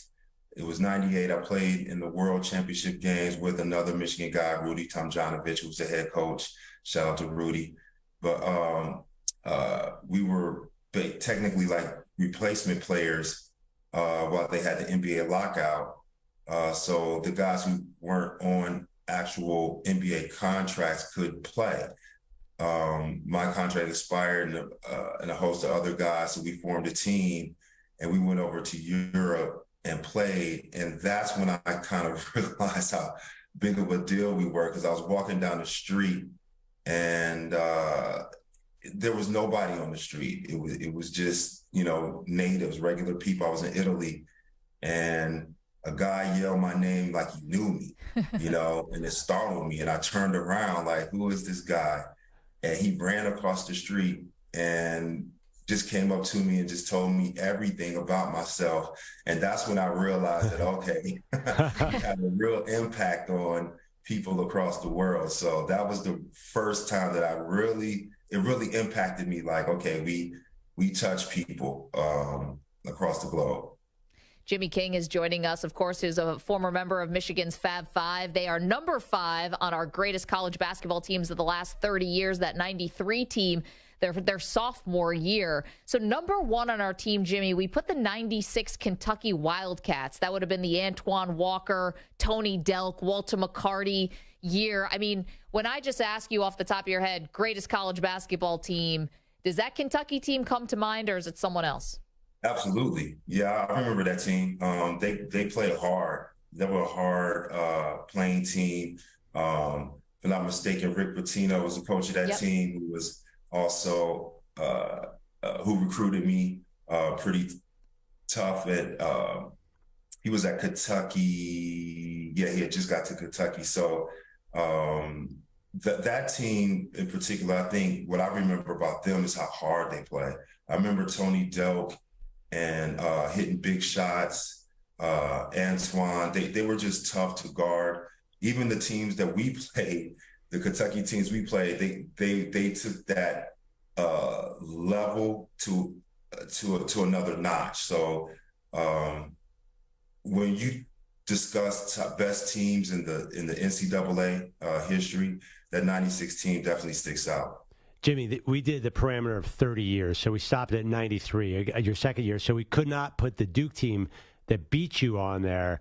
How would they rank with Christian Laettner and Bobby Hurley and Grant Hill? I know you know the team well. Where would you put them on your all-time list?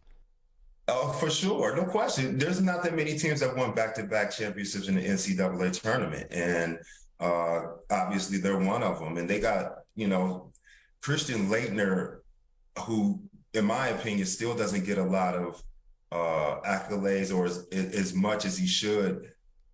He's arguably, one of the greatest college basketball players of all time. And, Mike Krzyzewski, as a great coach, great program, built that program, had struggles early on, stayed with it and built it into a dynasty. And, recruiting players like, Grant Hill, and even going down the line with Chris Carrawell and, guys after that who are also, who may not be household names, but were great players. So it's a testament to that program. Jimmy King is our guest, is a member of the Fab Five. We've been going down memory lane here this week with our greatest teams of all time. And today we did, of the last 30 years, pardon me. And today we did college basketball. And so, of course, the Fab Five is on the list. I didn't realize that Rick Pitino had recruited you. How do you say no to Pitino? I thought he was like the greatest recruiter ever. It was hard. It wasn't easy. It was not easy. And some nights I wish I would have said yes. Well, you guys got pretty dang close. I mean, as close as you can come. Hey, all these years later, you don't still think about those games, do you? Do you still think about the timeout, or is that stuff all water under the bridge now? It's water under the bridge. However, occasionally, you'll see something on TV, or, you'll run across a fan or somebody that, want to discuss that era and that time. And then it takes you back.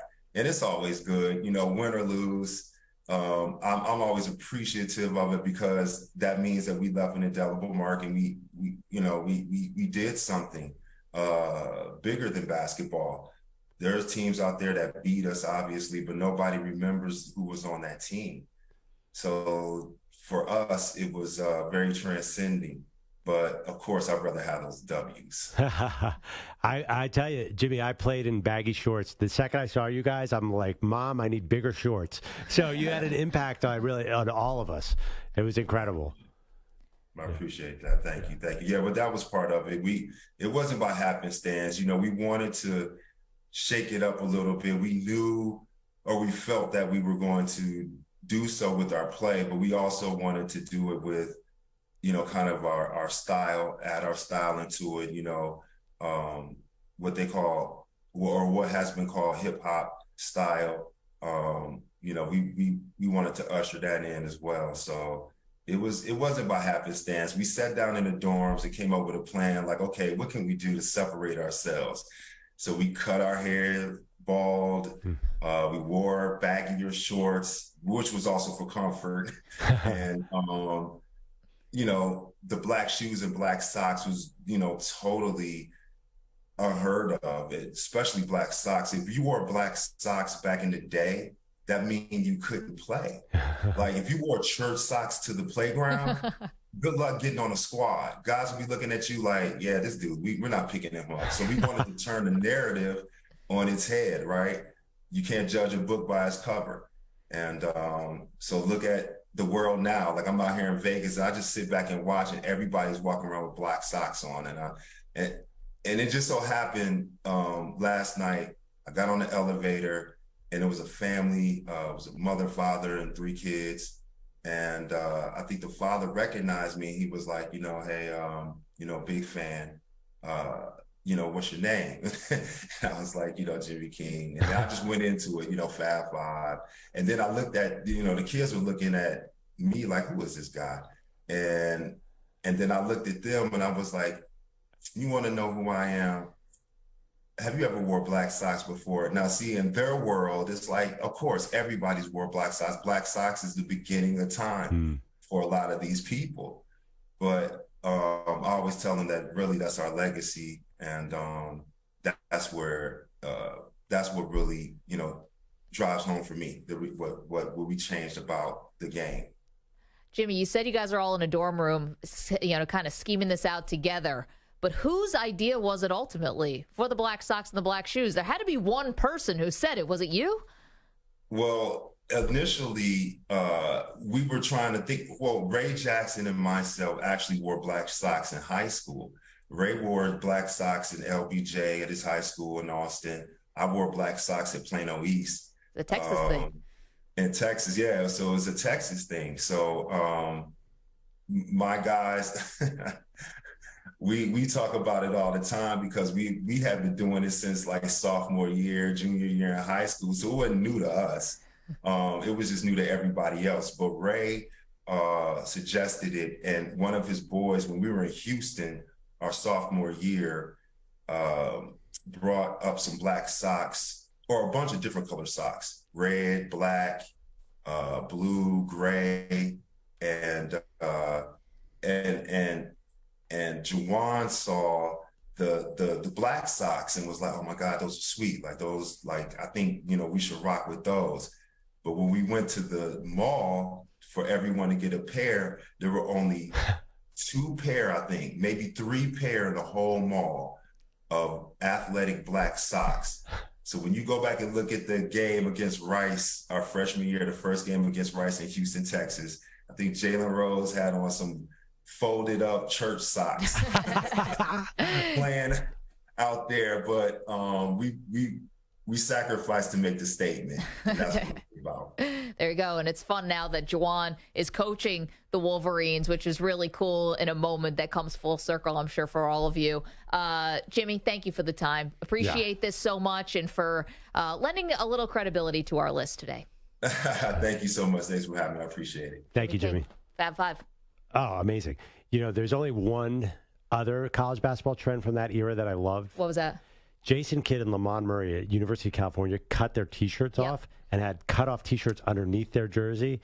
So as a skinny basketball player, I loved having the T-shirt, but it was a little too. I'm like Patrick Ewing does it. I can do it. So I really had such bad arms that I wanted to cover them up. I mean, is there anything more predictable than Andrew Perloff playing basketball with a T-shirt under his jersey? I can see it now. Oh, absolutely, absolutely. And I'm assuming you play with the glasses on, right? No, I take them off. No, I didn't really get glasses till a little later. But I wish I could have cut that jersey a little bit because basically it would interfere with my shot. Like the T-shirt, I was like, well, my arms are too skinny to go, shirtless here. So that was Jason Kidd did that. He was also a fashion genius. But think about it, black socks. I know. I mean, I'm wearing them right now. It seems small, like when you say it now, it's like, socks. It was that big of a deal. I mean, and it was all of it together. And it was the fact that they were the first ever team of freshmen to all start in a championship game. Like, none of the style stuff matters if they're not great at basketball. That's the whole thing. Right, and also, too, that freshman thing, freshmen coming in together, Kentucky, I think that started with that Fab Five team. Now, basically, all you see is super fresh. Duke and Kentucky started loading their freshman classes. I think that is inspired by Michigan as well.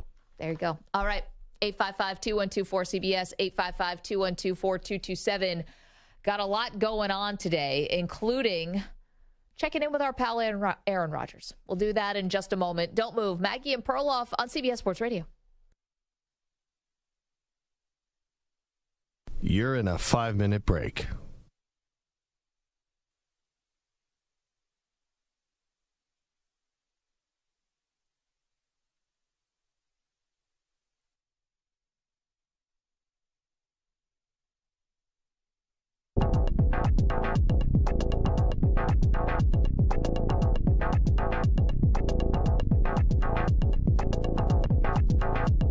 Four minutes, 30 seconds remaining.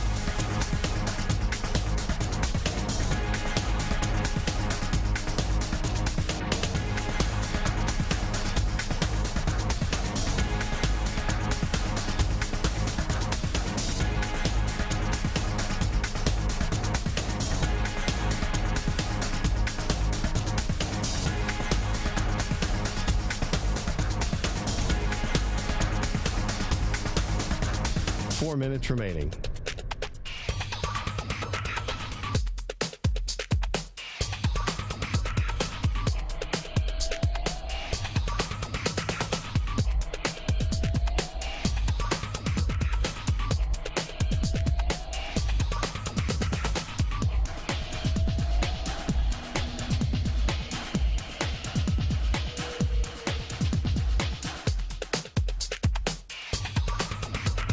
Three minutes, 30 seconds remaining.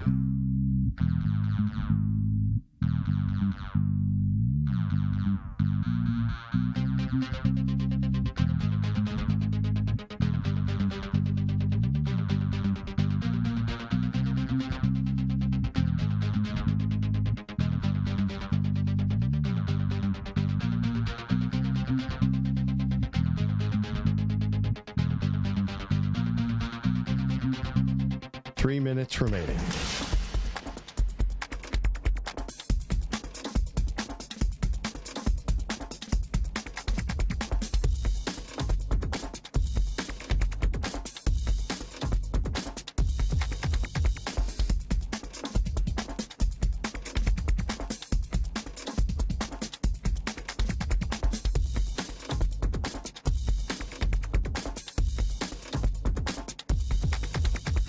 Two minutes, 30 seconds remaining.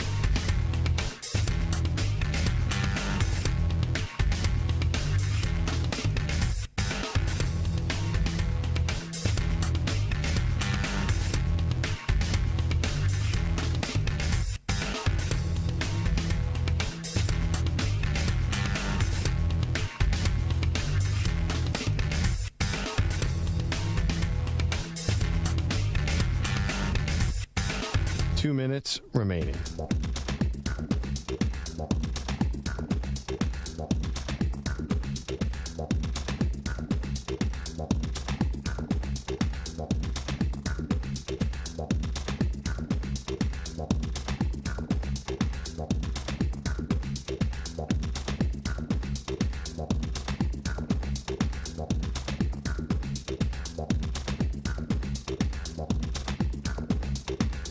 One minute, 30 seconds remaining.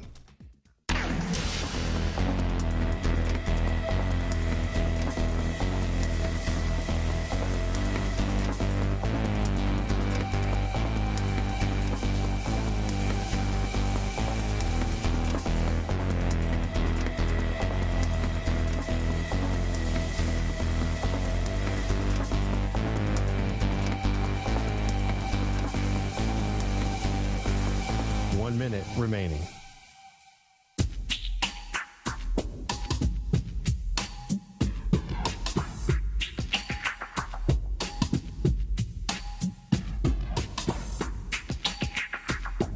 Forty-five seconds remaining.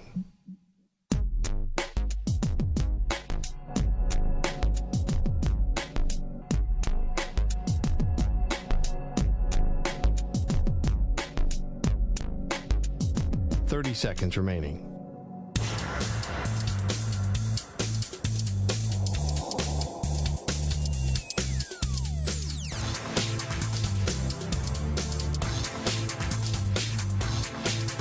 Fifteen seconds.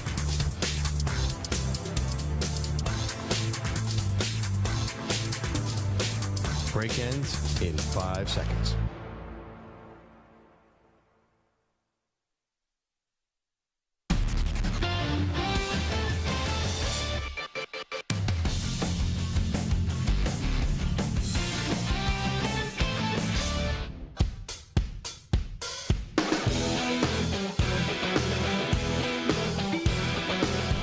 Mike Samter's trying to convince us that he's not liking pictures of women in bathing suits on our TikTok and that it must be someone else.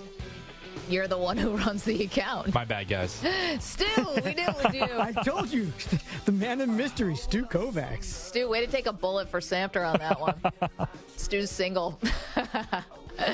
Samter, yeah. How could anyone, why are people liking these weird videos? Like, I don't know, you run the account. I blame TikTok because if you're scrolling through a bunch of videos, you can accidentally click things and like them. What kind of videos? They're just like all sorts of weird things, like dogs doing cute things and political videos that I don't even think I ever watched. Oh, gosh, please don't like any political video on either side of the aisle. We're going to get inundated with. I scroll, and then I think, if your phone has a little bit of moisture on it or something. Dogs doing weird things. There's so many awesome dog videos. What are these dogs doing? Just everything, like dogs talking like Scooby-Doo, or dogs doing cute little tricks, or just cute dogs doing cute things. Yeah. Now I'm wildly curious. I create a video of what Samter is liked on our TikTok. That's the only feeds that want to see what Samter accidentally, air quotes, liked on our TikTok account. Sure. I discovered 2 new sports this week. Actually, it might be 3. 2 new sports, Perloff, that I had no idea existed. And we work in sports, and I didn't know these sports existed. What? Have you ever heard of something called foot golf?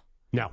Foot golf is when you go on a golf course with a soccer ball and you play golf with a soccer ball. So, and is there like a trash can as a goal or something like that? No. It's like a bigger hole, like a golf, how you putt into the hole. Right. Now it's like, like like a the frisbee size of your golf. arms. No. Frisbee golf is like a chained up kind of like a basket. net. Yeah. No. This is a hole in the ground. Oh, they put it the into the green. ground. Oh, that's cool. So you have to read the greens. I saw a guy, my husband showed me this last night, some Spanish dude kicking a soccer ball out of a sand trap.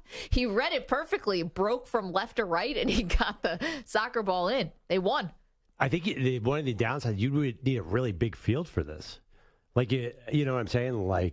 Because frisbee golf, you need space, but for this, you can have a 300-yard hole, right? Is that how it works? No, yeah. I think they're playing on regulation golf courses. Well, that's what they're gonna. No, they can't actually rip up a regulation golf course with soccer golf, can they?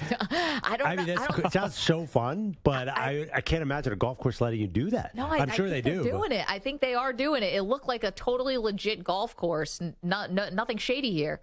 God, I would love to play that because I stink at real golf. So you think you'd have a shot at foot golf? I think everybody could be okay at foot golf, right? No, this guy was really good who I was watching. You have to line it up like you line up a putt. Anyway, so the second sport that I had no idea existed until, thank you, social media, there's something called hobby horse competitions. And a hobby horse is like a children's toy that has a horse head attached to a stick. This must be one of the oldest toys in history. It's probably been around since the 1800s, but whatever.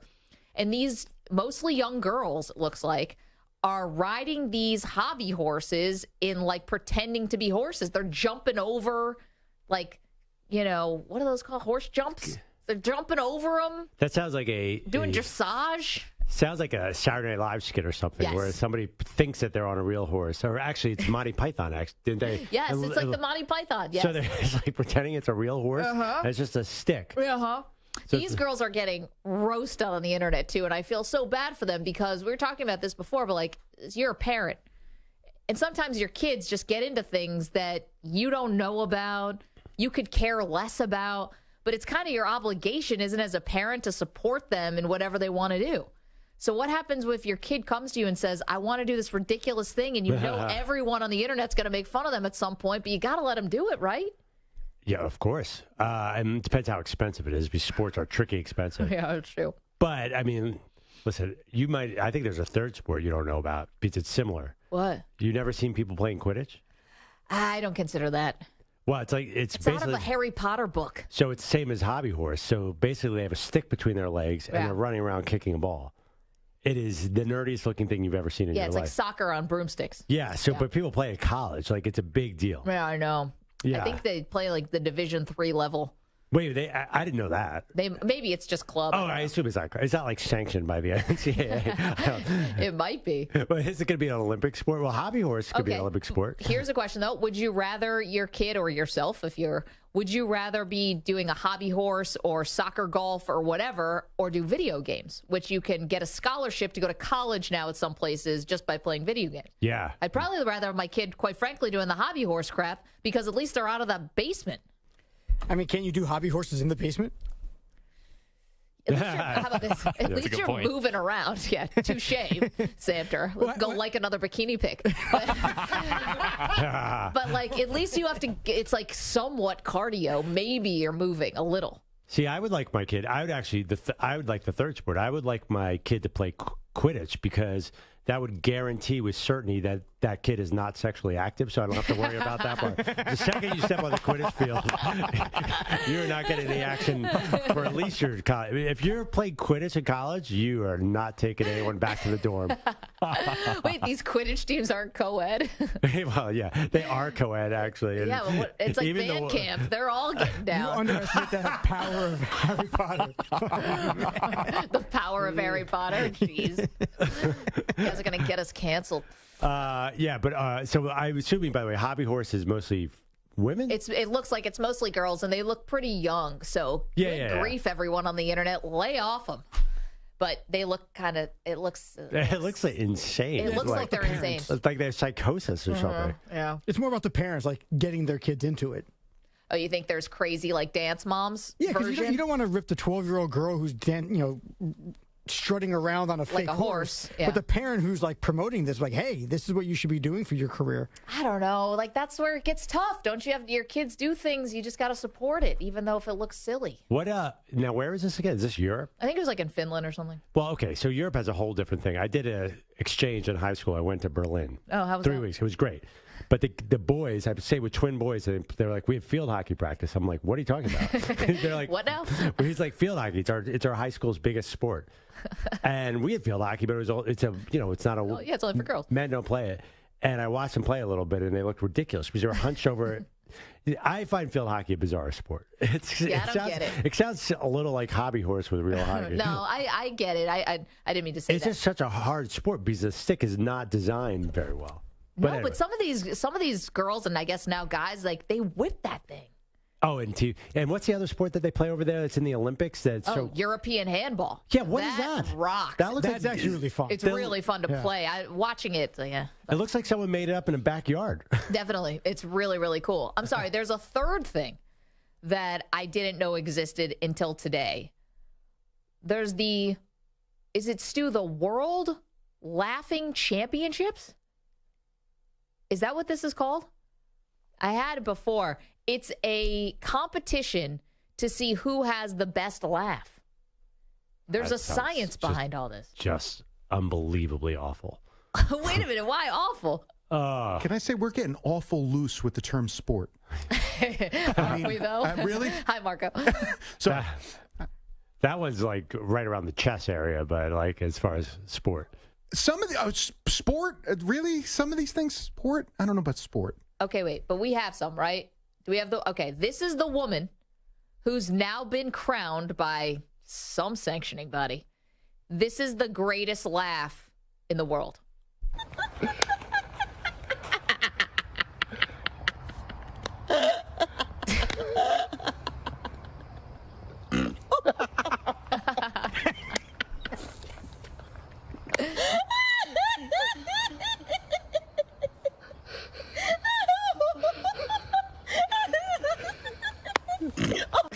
Wait, is this person keep snorting or farting? What is going on? It's a snort. It's a snort? Okay. That's the best. That's the best we got? Perloff doesn't like it. No, It was okay, but with these snorts, that kind of put it over the top. Her name is Carla Brown. She's a recovering serious person, according to her. But anyway, she is crowned the world's best laugher. God, there is honestly less. I can't picture a person I would want to be near at a party less than this woman. And maybe the Quidditch players or the hobby horse parents. But this fake laugher, oh, God, get me away from her. The World Laughing Championship, that's what it's called. Here's the thing. If something's not funny, how do you force yourself to laugh? Apparently, there's all types of laughs that you can do. You can do the diabolical laugh. You can do... That sounds interesting, I have to admit. The diabolical laugh. They have categories. Oh, man. Vamp for a second. I'm going to find them. I mean, Perloff, you say you don't want to be near those women at a party. Isn't having a great laugher near you always a benefit? Like, it just makes everything funny, everything interesting. Yeah. Agreed. That wasn't it. Yeah, but I mean, if she's the greatest laugher of the world, I feel like if I'm at a party with her, like I would probably start laughing as she's laughing. Kind of seems cool to be next to her. I cannot find this. They have these. They have the categories that I wanted to get, and I can't get it. What really did it for me was when she labeled herself a former serious person. I'm like, oh, get me away from this loser. Okay, there's the get me away from this loser. Jeez, there's the crying laugh, the diabolical laugh, the sexy laugh, and then there's laughter duels, and they go head to head. Duels. Yeah, you don't say. Interesting. Yeah. There's the sport right there. Less stakes than like Alexander Hamilton or whatever, but sure. Do they have to get the whole garb? Yeah. Listen, 10 paces. I saw Dana White was saying that slapping is going to become one of the top 5 sports in America within 5 years. So it's a depressing state of what's a sport. Marco, is slapping a sport? No. World Slap League. Here's the thing about the World Slap League. It doesn't go anywhere. Like, I feel like I watch someone slap and then the other person slaps them. You can't get creative. You can't backhand them. Like, there's no creativity. It's just the same thing over and over again. It gets really hit them with just a white glove. Element of surprise where you just get the quick backhand in. Actually, you know what? I'd like to see that. Yeah, the sneak attack. Sneak attack, yeah. No, I think I would actually be more intrigued now. Well, I just hate it because obviously there's head injuries involved, but I have to admit it's a little fascinating to see them try to hold on to consciousness. Oh, so not the person slaps. Hold on to consciousness. It's not the slapper. The other person is the interesting thing. How do they keep it together? Yeah, how do they avoid going into straight blackout concussion? Can you avoid that? I don't think you can think your way through that. I don't know. That's a great question. And you're right. What's the skill here? That's what I'm saying. There's no skill there, and it doesn't elevate and escalate at all. This is all you get is the first thing, psh, right out, literally. Psh, that's that being said, you know that this is going to be successful. People like that kind of savagery. People like all these sports. These are probably all going to be Olympic sports in 2032. We laugh at the hobby horse now. There's going to be some kid jumping over a bar on a stick. It's going to be in the Olympics. The 2032. Because it's an activity does not make it a sport. I don't know. When did we lose our way? I don't understand. Lose our way. The Olympics have had dumb sports since the beginning of time. I mean, listen, there's a sport where they ski and pull a rifle off their back, which is the most awesome sport, but that's true. There are idiotic sports. The luge. I mean, if you ever... There's nothing but dumb sports in the Olympics. I would try the luge. I mean, I'm a little too fat, but that looks like it would be fun. Marco, if we can get you, well, first of all, you're not, but if we can get you, I don't think I'd fit through the tube. But if you got to try to figure that out, you get a big enough tube, like the soccer thing, with a big enough hole that you can put my fat ass through the tube. I would try the luge. You know, it's funny. Sometimes these Olympic sports really need publicity, so they'll come to radio shows and stuff to be like, you know, do you want to have us on? It's like, oh, we'll give you some publicity. Yeah. But Marco Belletti's got to be driving this thing. Can you picture Marco's face right before they said go? I just have that stuck in my head. Like, wait, what did I just agree to? Marco in the suit? Why not? We get in all the activities and all the sports, because I'd probably pass out halfway through before I flip out. 855-212-4CBS, 855-212-4227. Coming up, we will get to Rodgers. What do you have to say about the Jets being on Hard Knocks? Get to that after this CBS Sports Update with future luge gold medalist Marco Belletti. CBS Sports Radio. Sports Flash. All right, guys. Tennessee able to avoid a bowl ban, but the football program hit with more than an $8 million fine by the NCAA Division I Committee on Infractions. Tennessee also placed on 5 years probation, along with a reduction of 28 scholarships. There were more than 200 infractions, including 18 Level 1 infractions. The most severe was former head coach Jeremy Pruitt and his wife making cash payments to players' families. Former Pro Bowl defensive tackle Malik Jackson announced his retirement. 10 seasons, won a ring with the Broncos 2015, Pro Bowl nod with the Jaguars 2017. Antoine Winfield Jr. was a guest on the Richard Sherman podcast, refused to close the door on a comeback from Tom Brady. When he first said he retired, I really thought he was done. I thought he was done. And then he surprised me when he came back. I think that, I don't know. To be honest, I don't know with him because he might, you feel me? He might be like, man, this is it. I had enough of a break. You know, I'm trying to come back and play. So I really don't know, to be honest with you. Monday deadline rapidly approaching. 3 players that have not signed their franchise tag. That's the Raiders' Josh Jacobs, Giants' Saquon Barkley, Jaguars' tight end Evan Ingram. They have until Monday at 4 Eastern to come to terms on that long-term deal, play the season under the tag, or, of course, hold out. I'm Marco Belletti. Stopping by later on the Zach Gelb Show, Kenny Clark of the Green Bay Packers and BYU quarterback Keaton Slovis. Talk to you 6 p.m. Eastern, 3 Pacific.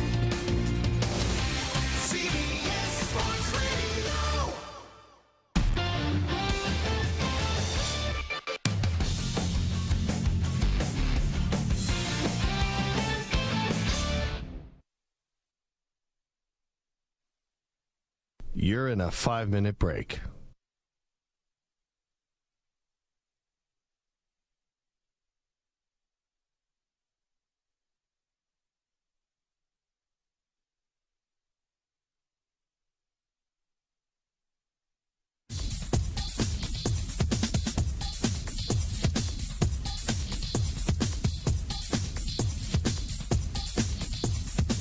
Four minutes, 30 seconds remaining.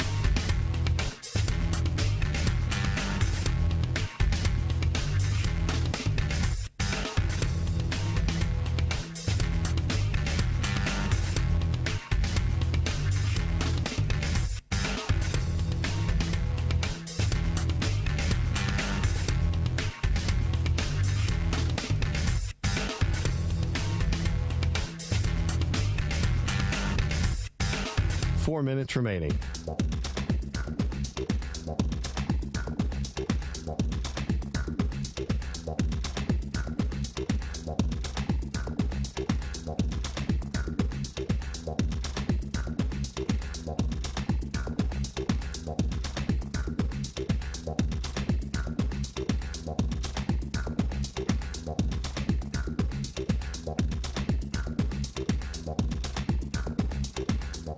Three minutes, 30 seconds remaining.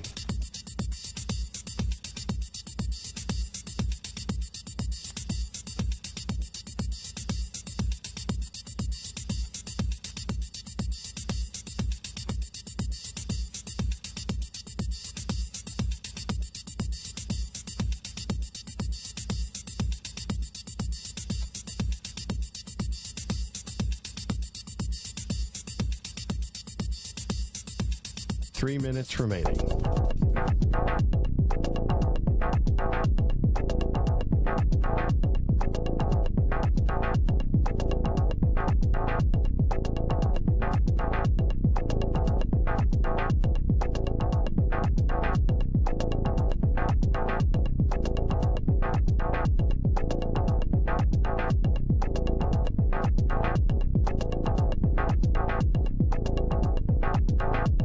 Two minutes, 30 seconds remaining.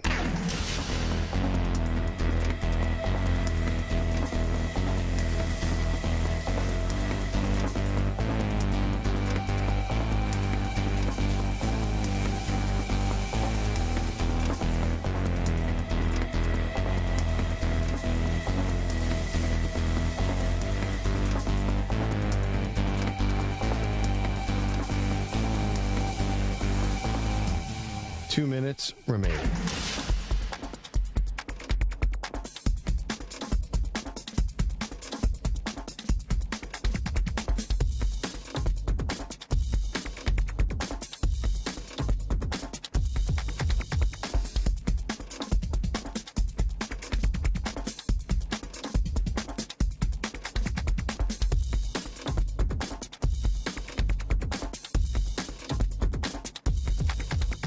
One minute, 30 seconds remaining.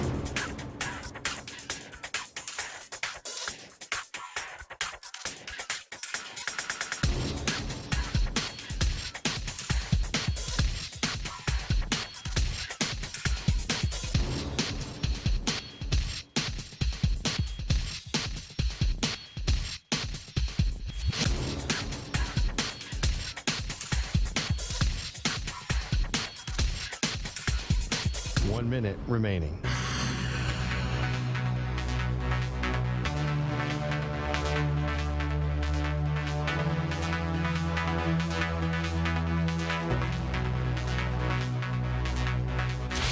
Five seconds remaining.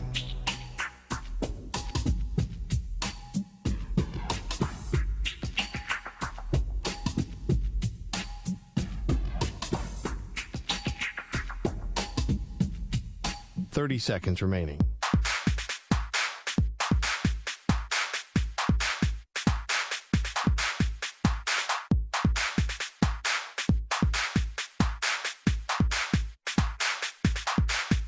Fifteen seconds.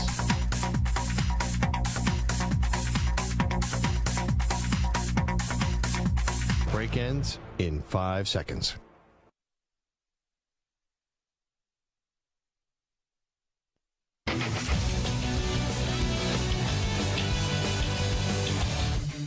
Welcome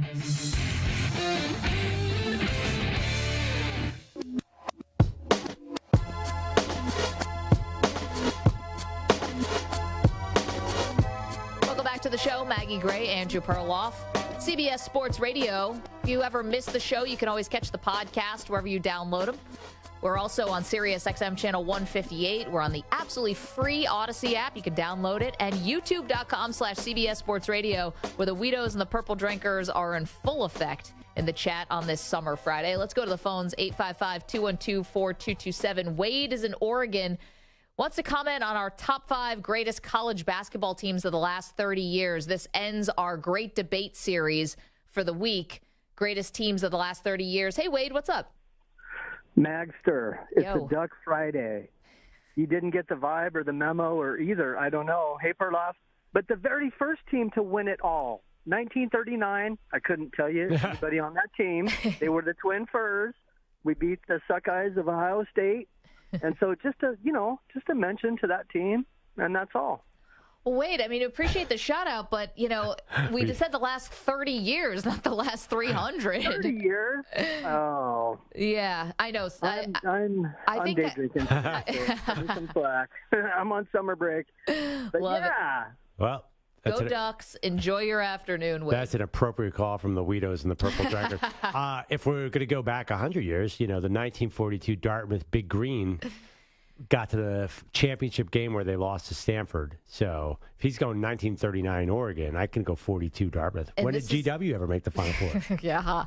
This is exactly why we went the last 30 years, specifically so Perloff could not bring up his own Dartmouth alma mater. I actually had not thought about that in a long time. Wait, did GW made a Final Four, right? No, they didn't make a Final Four, but they actually lost to the 96 Kentucky team. I believe they lost in the NCAA tournament. Is that the Yankadari team? The Yankadari team. It was either the 96 team or the 94 team. Got it. Either lost to Arkansas or they lost to, or maybe they lost to the Michigan. Do you know which round? Did you say which round? I believe it was in the regional final, the Elite Eight, I believe. Well, that's good. Does it bother you that George Mason made it and George Washington did not make the Final Four? Not in the slightest. Yeah, at Georgetown, so you're the third George, really. Yeah, I'm used to that, actually. I think my grandmother thought I was going to Georgetown most of that time, and I never corrected her. 855-212-4CBS, 855-212-4227. Aaron Rodgers, what is he up to? What the is Aaron Rodgers up to today? Commenting about the New York Jets being on Hard Knocks. Here you go. One of the only things I like about Hard Knocks is the voice of God who narrates it. Right. Live. I hope I get to meet him. But look, I understand the appeal with us. Obviously, there's a lot of eyes on me, a lot of eyes on our team, a lot of expectations for our squad. So they forced it down our throats, and we got to deal with it. Forced it down our throats. Yeah, I see. The way he said it didn't sound too bothered to me. I think it looks really bad on paper, but I think he's saying they forced it down our throats. But I don't think it's going to irritate him or cause any kind of speed bump here. No, but here's the thing. You've already kind of let people in that you don't want to do this. Yeah. And I think people can easily believe that because why would a team want them there? No. I get that, and everyone understand, but no matter what happens now, or if there is any friction or things, maybe you start off the season 0-2 or something like that, it's always going to be and they didn't want to do hard. It's like another thing in the laundry list. If this thing ends up going sideways, the Hard Knocks will be part of the laundry list of things that went wrong. You know what? I think if it goes sideways, it's going to be a big deal anyway because it's Aaron Rodgers. We don't even remember most of the recent Hard Knocks. It was the Lions last year, but most people didn't watch that one because this one I think they will watch because Aaron Rodgers. I'm fascinated. But I think if it goes sideways, they have bigger problems than Hard Knocks because this will be in the season. Oh, totally. But it's I don't know. Yeah. We debate, too, about how much Rodgers is going to lean into this. You think he's going to be all over this thing. Are you kidding me? He's going to be opining on something that has nothing to do with football, space travel, AI. I'm telling you, he is going to have a $300 million podcast within 2 years of retiring. Okay, but here's the thing. The more things you say, the more controversy you court. And he already knows they've got a lot of eyeballs on them. He said it himself. He came in talking about Lombardi trophies, already looking lonely. I mean, you court controversy, you're going to maybe turn people against you. You never know. Aaron Rodgers is living this like honeymoon life here in New York where he can do no wrong. He showed up to every sporting event. I'm surprised he wasn't at the hobby horse thing. He was at the Garden multiple nights in a row. Who goes to Madison Square Garden 2 nights in a row? I mean, that's ridiculous. So not you, Maggie. Yeah, I haven't been there at all. I might never go again. But it's like he's so living this like charmed life here in New York right now. You say controversial things, people start to turn against you. Yeah, but he doesn't care about New York. He's got a national audience. I mean, Joe Rogan might be from New York, whatever, but that's, I think, his comp. I think that's who he's looking at. Joe Rogan makes like $70 million a year now. It's so I think he's got some bigger aspirations, and I don't even think bigger. Like, who knows? I mean, psychedelics. Like, he's got so many ideas about where he's going. Yeah. I don't think even Hard Knocks can contain him. I don't think it's not going to be a typical football. In my mind, it won't be a typical football situation. If things go wrong with Aaron Rodgers, we're going to bring in so many different things, just more than just Hard Knocks. Coming up in the next hour, it's Friday, so the Advice Duck is in the house. Send your questions, MaggieandPerloff@gmail.com, or tweet at Maggie and Pearl. Use the hashtag Advice Duck. You can leave them in the chat as well, youtube.com/CBS Sports Radio. Coming up, the one phone call everyone knew was coming. Who's it going to and why does it matter? We'll tell you next. Don't move, Maggie and Perloff.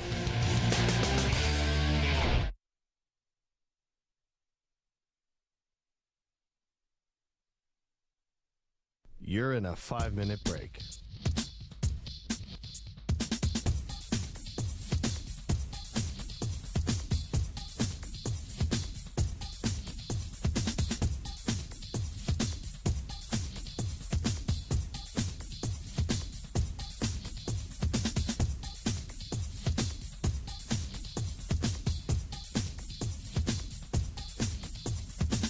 Four minutes, 30 seconds remaining.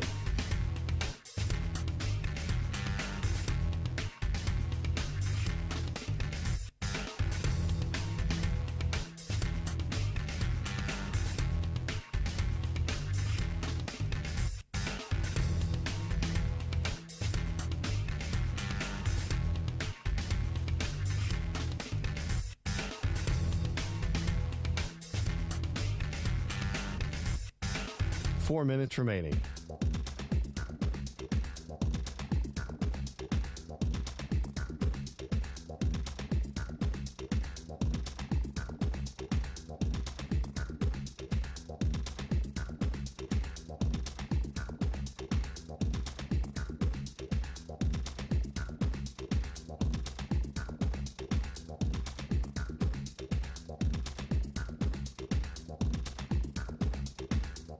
Three minutes, 30 seconds remaining.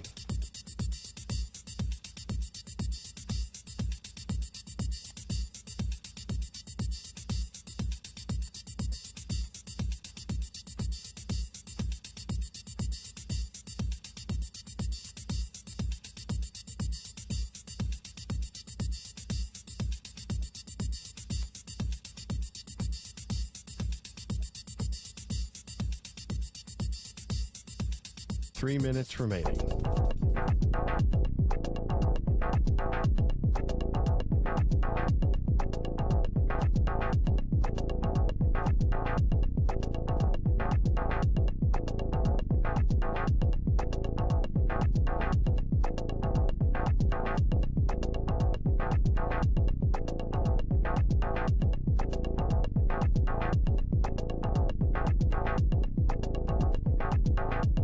Two minutes, 30 seconds remaining.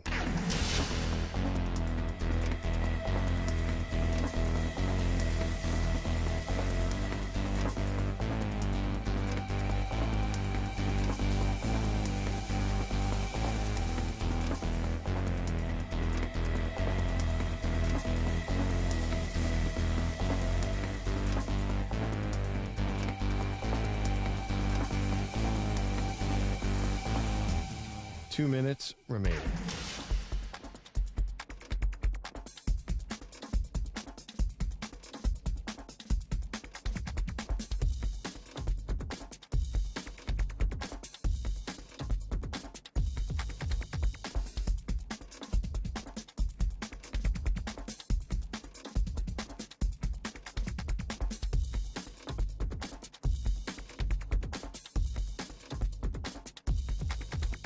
1 minute, 30 seconds remaining.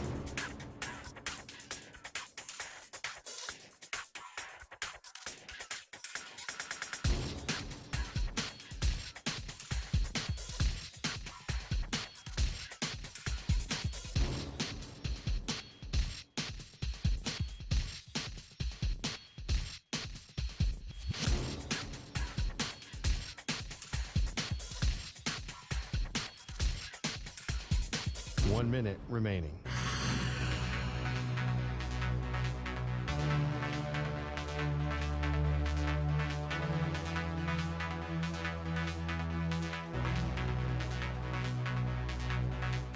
Forty-five seconds remaining.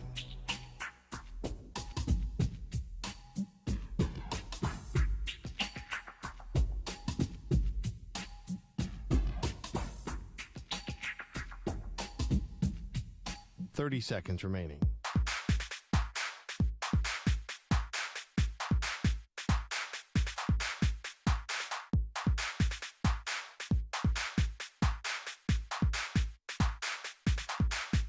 Fifteen seconds.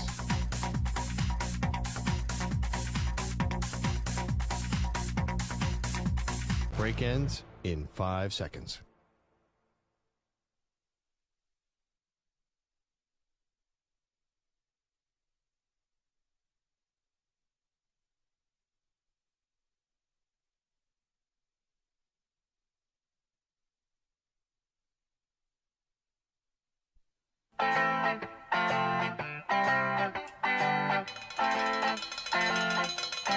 Does anybody have the financial security that they can do the right thing in that case? Because it's not the wrong thing to keep the ball. That's what most of us would do. Am I being totally doing the weak right here? thing is like, going to a soup kitchen or donating to charity. Giving a souvenir to a soon-to-be multimillionaire is not the right thing. I don't know if it's necessarily the right thing to do to give it back, because if I'm in your shoes, I might keep it.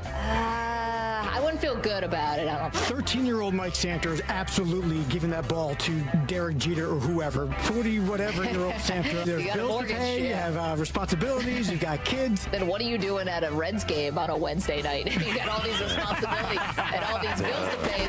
They are Maggie and Perloff on CBS Sports Radio. Yeah, this summer Friday. Hope it's a great one wherever you are. Maggie Gray, Andrew Perloff, hanging out with you on this great Friday. And so we got some NFL business out there that's still unresolved, and that's of the running back variety with Saquon Barkley and Josh Jacobs, both now with this deadline looming on Monday, Perloff, about whether or not they're going to sign their franchise tags. And if they don't sign the franchise tags, and if they don't come to long-term agreements, well, you know what that means. Training camp holdouts. Get ready. I mean, it's going to happen mid-show on Monday. It's going to be thrilling coming down to the deadline. We have a different view of what is thrilling. But, so it's interesting to me. Let's assume they do hold out. What kind of impact will that have? Like, if you're going to bet Giants win total 7.5, Saquon, he's going to hold out, and it looks like it could go into the season. Who knows? That's the worst kind of holdout. Do you go under because of that, or do you say, I don't know, 7.5 feels like a stretch without Saquon there in the beginning? I got to admit, I'm not a big running back fan, but I have to tell you, I don't think the Giants are very good without Saquon. No, I mean, he had over 1,300 yards rushing last year, and Daniel Jones is not an elite quarterback. Now, he's getting paid like one, but he's not one. So you definitely need Barkley there. But this is the whole irony now with these holdouts. It's like, well, you got to sign Jacobs and you got to sign Saquon. But on the other hand, the running back position has been totally de-emphasized, and you can win a Super Bowl with a 7-round running back like Isaiah Pacheco. That's a nice thing you can say when you have Mahomes as your quarterback. When you got Daniel Jones and you've got Jimmy Garoppolo on one leg, you actually do need some playmakers if you're planning on having a winning season. Right. My thing with the Raiders is I don't know who they want to be. Yeah. Do they actually want to be a team that's going for it right now? Or are they a team that, I don't know, if the first couple games don't go their way, all of a sudden we're folding in the tent, we're trading people, and we're trying to get a top pick for next year? Yeah, I mean, that's a great question. I don't know the answer. Josh Jacobs led the league in rushing last year, which is pretty impressive. They still didn't make the playoffs. Problem is, I mean, here's a reality. Not only do you not need a running back, you can't name. I tried to name the last Super Bowl winning team with a highly paid running back. I'll give you a clue. There is none. There's just Emmitt none. Smith wasn't getting paid a lot? Oh, and you go to Emmitt Smith. Yeah, I mean, less than the last 20. Marshawn Lynch. Marshall Faulk. Okay, so that's 20 years ago. Yeah. And by the way, his money became a huge problem in St. Louis. But, yeah, I mean, listen, the modern era, nobody's winning. There's no running backs. Isaiah Pacheco last year. Leonard Fournette remember, he was on the scrap heap when the Bucs got him. The Rams famously were the Rams running backs. Well, Todd Gurley did get paid, and that was a problem. They didn't win. They didn't win. So they were throwing out Cam Akers and Gerald Henderson and all these weird guys. Darrell Henderson, sorry. So it's really running back. Winning teams don't have running backs anymore. So I think that's what teams are thinking. But the Giants, I agree with you, they're an exception. They also need him as a receiver. So I heard somebody say that you look at these guys as not running backs anymore, but as multi-purpose receivers. Do you buy that at all? 100%. Absolutely. I think of Alvin Kamara that way. I think of our boy Bijan Robinson, who just came out of Texas, who went to Atlanta. McCaffrey certainly is absolutely. Jameer Gibbs out of Alabama. You got to be able to do it. But are they really receivers though? I'm telling you what's going to end up happening and how this is going to go. Yeah. Where there was a whole thing about not drafting running backs high. Obviously, Saquon Barkley was the exception there. Leonard Fournette, there are exceptions. But that looked like a huge mistake by the Giants, right? It's going to come back in vogue. You already saw it with Jameer Gibbs taken by the Lions this year, and Bijan Robinson was top 10 pick, because now you're just going to want that running back on the rookie deal. And then when it gets to this time, which is in your 5th year, and when things are getting dicey, and when you don't want to pay a running back, well, now you get into the sticky stuff. And the team's going to say, either take the deal or don't. And we feel like we maybe have gotten your best years. And it stinks for the running back position. It really does. But that's the way this thing is going. Yeah, I don't know if I totally agree with that, because no running backs went last year in the first round. Jameer Gibbs. Last year. The year before. Sorry, the year before. And the other thing, too, is I think you create this local star, Saquon Barkley and Josh Jacobs, and then it's complicated. I think teams don't like to do this kind of cold bit. They don't want to deal. Do you think the owner is likes reading the New York papers and seeing Saquon Barkley's holding out? I think this is an uncomfortable position for teams. It's not. You don't think so. Oh, I guarantee that you don't think the owner is calling the GM and saying, why are we having negative headlines all over the papers? Oh, well, maybe that call gets made, but I think they're saying if you pay this guy a penny more than you think that he's worth, then I'm going to be upset, because Saquon Barkley specifically has had injury issues. And so what are you paying for? But owners don't think like that. Owners have no idea. They're like the rich guy on the yacht who's like, hey, my buddy just texted me and said, why is Saquon holding out? They don't, I think the GMs are kind of cold-blooded like that. I know you're cold-blooded. Yeah. But I think it's a little tricky to. If Saquon was healthy and was this big star, they probably would have had to pay him a lot of money. And I do think there's some old-school loyalty there and some fan appreciation. Am I being so naive? Am I stuck in a time warp here? I can't believe. I mean, what are you, hayseed? No, you just get off the turnip truck? I'm getting a 6th-round running back every time if I'm the GM. But I think if you have a Saquon Barkley, there's a lot of pressure for that dude to show up and play. You mentioned fans being engaged. I missed this story last week when I was on vacation, but did you guys see the idiot who showed up outside of Saquon Barkley's home and started screaming at him in the middle of the night in the road outside of his house? Saquon, I love you. Please sign the deal. Ooh. I mean, you really got to look yourself in the mirror after Where's Saquon live? In Jersey? In New Jersey, yeah. I mean, I get it, being a big fan. How did he find out? That's scary. I know, see? It's like we're all big fans and we love sports, but at some point when you're driving, at what point does it never cross your mind? When you find out where he lives, when you're in your car, when you're driving over there, when it's the middle of the night, none of this stuff, you're like, maybe I shouldn't do this. Well, this guy's clearly crazy, but I'm worried if I'm Saquon, I'm like, how did my address get out there? I know. Now he's like, listen, I'm going to need $10 million more just so I can move. Well, or it's just go to another team. Unless this guy's going to follow him to Kansas City. Now we got a really big problem on our hands. I still, by the way, and I don't even believe that Bijan Robinson and Jameer Gibbs are going to be what we think they are. I like to see those are big risks that those two teams took on running backs. Like, are we positive they're going to get the bang for the buck? I mean, obviously, Detroit's a really good team.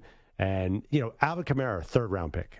All the good running backs are late-round picks. I don't think, just because they went number 8 in the draft, Bijan Robinson, doesn't mean this is all going to work. A lot of people are like, wait, what did they just draft? Yeah, I'm bullish on Bijan. I love Bijan. But Atlanta kind of doesn't make a lot of sense to me. The offense is going to be maybe amazing. I mean, they have all these great weapons. What? Well, yeah, I mean, but is Desmond Ridder going to be, what are they going to be? And then what are they going to be on defense? I have no idea what the Falcons are going to be. They could run the ball last year. That's the thing with Tyson Algier. Yeah. So they draft a running back like they're going old school, and I love it. I think they're going to be pretty good. But just because they draft him number 8 does not mean that's going to work. You know what I'm saying? Running back is so speculative. Saquon Barkley actually is a good player, but he's been. Would you argue that he's been a failure in New York because of the health problems? Yeah, I would. I mean, he won Rookie of the Year, and he's been a 2-time Pro Bowler, but definitely because of the injuries, and it takes like a year and a half to really get back from an ACL. Yeah. So you're not. I know how you are. You're Machiavellian. You're not paying either of these guys. No way. Not a shot. But why did the Cowboys give Tony Pollard $10 million coming off a broken leg? I don't think they read the market right. Well, they franchised him, and he signed it. So yeah, I know. They're lucky. They shouldn't have franchised him because they could have probably gotten him for $2 million the way the market's going. Yeah, maybe that was that Jerry loyalty again, rearing its ugly. I mean, here's the thing, though. They're going to need Pollard. And what's he going to be like now as the number one guy? I mean, he's great. We love watching him. But, Elliott still took a lot of carries last year. Yeah, but you can find a running back, right? That's the point. You can just get someone off the street. It's time to answer our Ask the Pros question of the day. It's brought to you by O'Reilly Auto Parts. Today's question comes from Keith in Louisiana. Do we have any Pokemon cards laying around? Okay, you can submit a question by tweeting it at CBS Sports Radio or at Maggie and Pearl using the hashtag #AskThePros. Got to think O'Reilly Auto Parts for all your car care needs. Get guaranteed low prices and excellent customer service from the professional parts people at O'Reilly Auto Parts. We do not, but Blake Martinez, the former linebacker from the Green Bay Packers, also the New York Giants, is presiding over this booming Pokemon card business. He retired officially from the NFL, and get this, this is not like a side hustle for him. This is not like, oh, he likes to collect things. According to The Athletic, he's hired 20 full-time staffers. He's running a business. They're called Blake's Breaks, LLC. He makes 6-figure profits off of the cards. He recently sold a rare Pikachu Illustrator card for $672,000, and his company has pulled in nearly $12 million in under a year of its existence. And so what does the company do? What do they do? It's twofold. So he's trading, buying and selling the Pokemon cards. Oh, okay. That's one thing. And then he also is running like a media, like a live stream or YouTube channel where he does box breaks. So you watch him open the packs and then see what he gets. So he's got multiple revenue streams coming in here. And Samter, you're one of these people who keeps watching these things. Not the Pokemon ones. I watch like actual sport break channels on TikTok. But like one of the cool things about these break channels is like not only are they unboxing for themselves, people will send them money either through the chat or through various different ways, and they'll unbox for so-and-so person. So Perloff, if you're watching Blake Martinez's live stream, you can say, hey, here's $5,000. I want these next 4 boxes or whatever box. And whatever he opens in that box is yours. And some people, we've seen these unboxings. I've seen someone, like they paid $5,000. They got a $50,000 Babe Ruth signature card or something like that, or a $500,000 Babe Ruth signature card. So, like, it's obviously a huge risk, but the channels are fascinating. Wait a minute. I'm sorry. You lost me at the chat can pay us? Why haven't we been monopolizing our chat? Guidos and Purple Drinkers, you guys got to have 5 on it, right? People send, they send all these different gifts that they have to pay for, and sometimes you can actually, I don't know if you pay through the app or if you pay, they have a separate way to pay. I don't know how it works. But, yeah, you can pay them live while they're doing the show for a box, and then whatever they unbox goes to you. That's what you get. Yeah. Wild. Is this an appropriate time for me to complain about my Bryce Young? What are those digital cards called again? I don't even remember. Your NFT. My NFTs. Because the NFT market was promised to be the it was the real kickboxing Bitcoin sport of the future. Yeah. And of course, guess what? That was a complete nothing burger. I know. Guess what else is going to fall apart in 5 years? The card market. I don't know. Baseball card trading has been around forever. It hasn't gone anywhere. Oh, yeah. Have you ever heard our buddy Gary Vee talk about the 20-year depression of baseball card trading? Well, they're back. They're back for now. Yeah. And I know the Pokemon thing. I just can't imagine this is the next Microsoft. Seems to me, based on the fact that every single media outlet was talking about NBA Top Shot, like it was the future of the entire economic industry, whatever. And then, of course, it went away. I think it's basically gone away. I don't know all of this. I'm sounding like an old fogey, but I was so into NFTs, and then I was like, wait, I've been sold a completely false bill of goods. I feel like Blake Martinez is treading in those waters. Well, I mean, he got like a $30 million head start with his whole football career. You know, it's a nice little nest egg that can support this habit, but he's making a lot of money now, so hopefully he's wise with it. RPC says, don't get any ideas, Maggie. I'm going to hit up the chat for some lunch money or something. This to me is... I don't get it, but I kind of understand the thrill of watching somebody. Oh, the opening's great. Going through these. Yeah. I'm so if I could short the card market, which it already kind of fell apart. I think it's down significantly. Oh my God, I would short it because I was a kid and cards were so valuable, like that Ken Griffey rookie card or whatever. And then they said, oh, these cards are all of a sudden worth nothing. Nothing. So Perloff bought this NFT of what is Bryce Young. Bryce Young, and it's really pretty, and it was like I bought it for $150. And you have no idea how to access it right now. I have no idea how to access it. By the way, you know what it's worth? What's that? 50 cents. Oh. Well, hang on to it. It's an investment. I would. I don't even know where it is. And the other thing, he doesn't have a choice. It's in your digital wallet. And you know just find that. Yeah, they're like, well, you can, and the other thing too, it took me forever to buy it because you can't use certain credit cards to make digital buys. Blake Martinez could explain all this to us. Yeah, sure. But I thought I was going to become an NFT millionaire, Maggie, and I'm still waiting for that. You want to know what I'm ticked off about here with this story? Is that when I was on WFAN, we did a weekly interview with Blake Martinez. Yeah. And while he was as nice as they come, those interviews were so boring. It was like pulling teeth. The whole time we could have been talking about the Pokemon cards. It would have been a million times more interesting than the crappy Giants of Joe Judge's first year. Oh, jeez. Meanwhile, he's got this whole other hobby that's way more interesting than his day job. You should have been interviewing Gary Vaynerchuk because we used to have him on the Dan Patrick Show, and he would say, all right, can we go around the room and say who has which Pokemon cards? Because he wanted to get in on that, actually. No, we did interview Gary as well, and Gary Vaynerchuk to this day will chastise me because he told me to buy a $20,000 Josh Allen rookie card. Okay. When I had my son and said, you should buy this and you should give it as a gift to your son. I was like, Gary... What makes you think I got $20,000 to spend on a football card? And then every time he saw me for the next 3 years, it's like, you didn't take my advice. It made me feel pretty bad about it. But who's got the last laugh now? Wait, do you have any idea what that card's worth? No, it's worth like $1 million. It really stinks. It really was my fault. There's no way. You should double check that card right now. I don't want to. It makes me depressed. I'm sure it's down in value 400%. All right, I'll check it out during the break. Yeah. 855-212-4CBS. Will I be crying or will I be smiling on the other side of this break? For years, I was crying about it. Just know that. Coming up, got a little Packers news for you. The latest on what's going on with their star quarterback in just a moment. Soon to be star, Jordan Love. Get to that in seconds. Maggie, Perloff, you, CBS Sports Radio.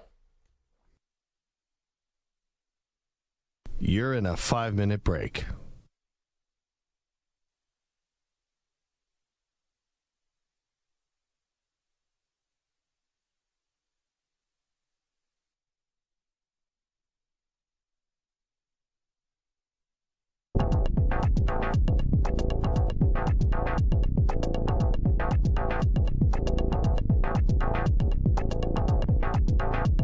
Four minutes, 30 seconds remaining.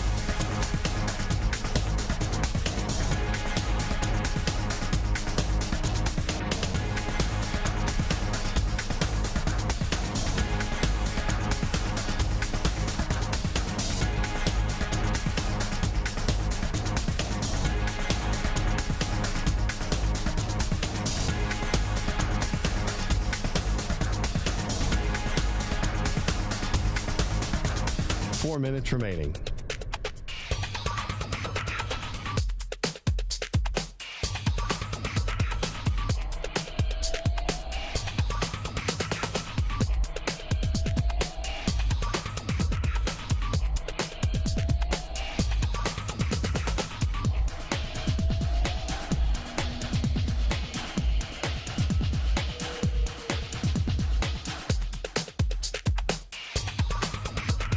3 minutes, 30 seconds remaining.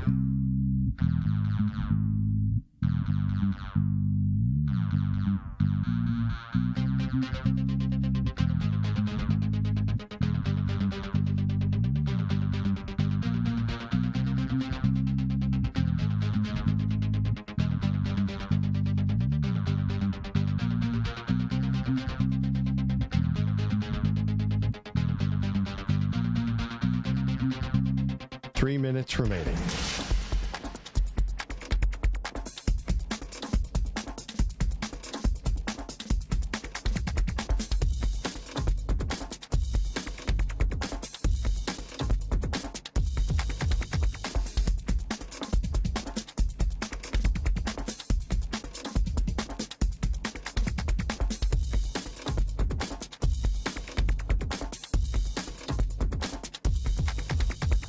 Two minutes, 30 seconds remaining.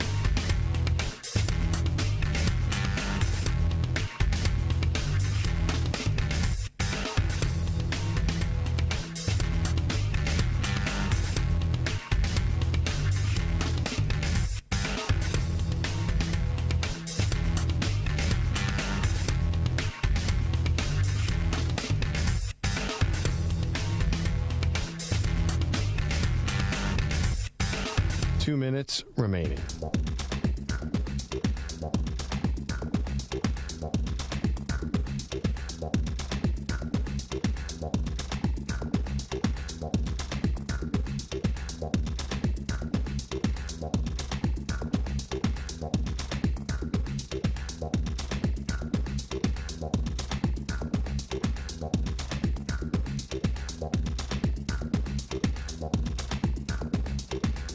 One minute, 30 seconds remaining.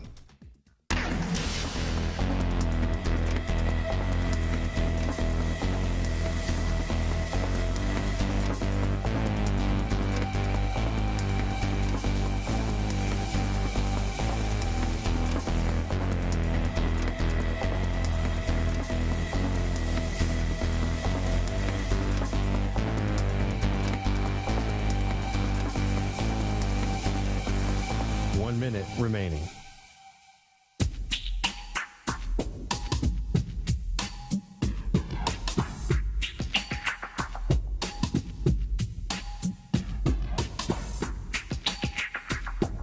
Forty-five seconds remaining.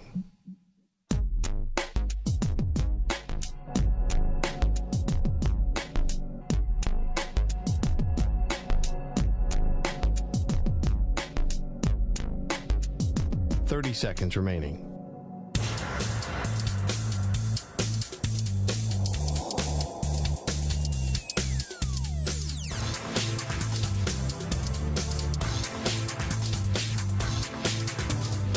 Seconds.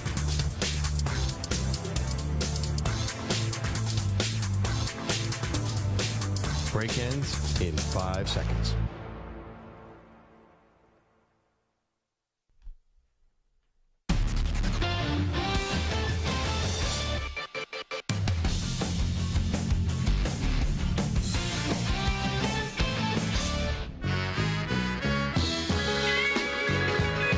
Back on Maggie and Perloff. Our final day of the greatest teams of the last 30 years. Today we did college basketball.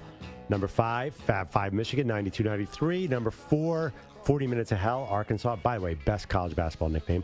Number 3, Tyler Hansbrough, Psycho T, also best nickname in college basketball, UNC. 2000. Number 2 is 2001 Duke. And number 1, 1995-1996 Kentucky. Give us a call if you think we left out anyone, a certain team out of Florida, maybe a UConn team. 855-212-4CBS, 855-212-4227. I think it'd be interesting to add a wrinkle to the advice duck segment here. Maggie's wearing her advice duck. Yeah, I'm here. I want to see you figure out a way. I want the most hardcore sports analysis. No. Like I want your most declarative, serious, deadly serious, look straight in the camera and say, just kill somebody right now. Just like, yeah.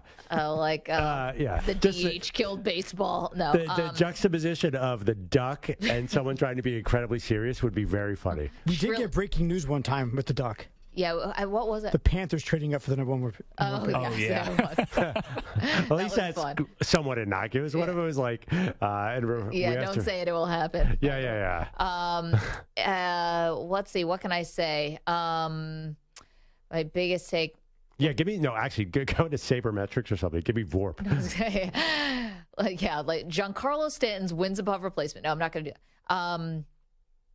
LeBron James is a better. I can't even do it in the duck. I can't even do the LeBron James Jordan thing in the duck. Well, I mean, that's hardly at this point. I wouldn't say that is a heart attack serious topic. What's my biggest sports take? Well, it's not. Yes. Oh, I know. This is the one I'll say in the duck suit. Yeah. Because I believe it with all my heart. Jerry Jones doesn't care about winning Super Bowls. There, I said it. He's in the Hall of Fame. He's already got a franchise that's worth more money than God.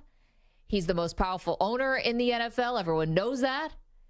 He could be shadow running the NFL right now.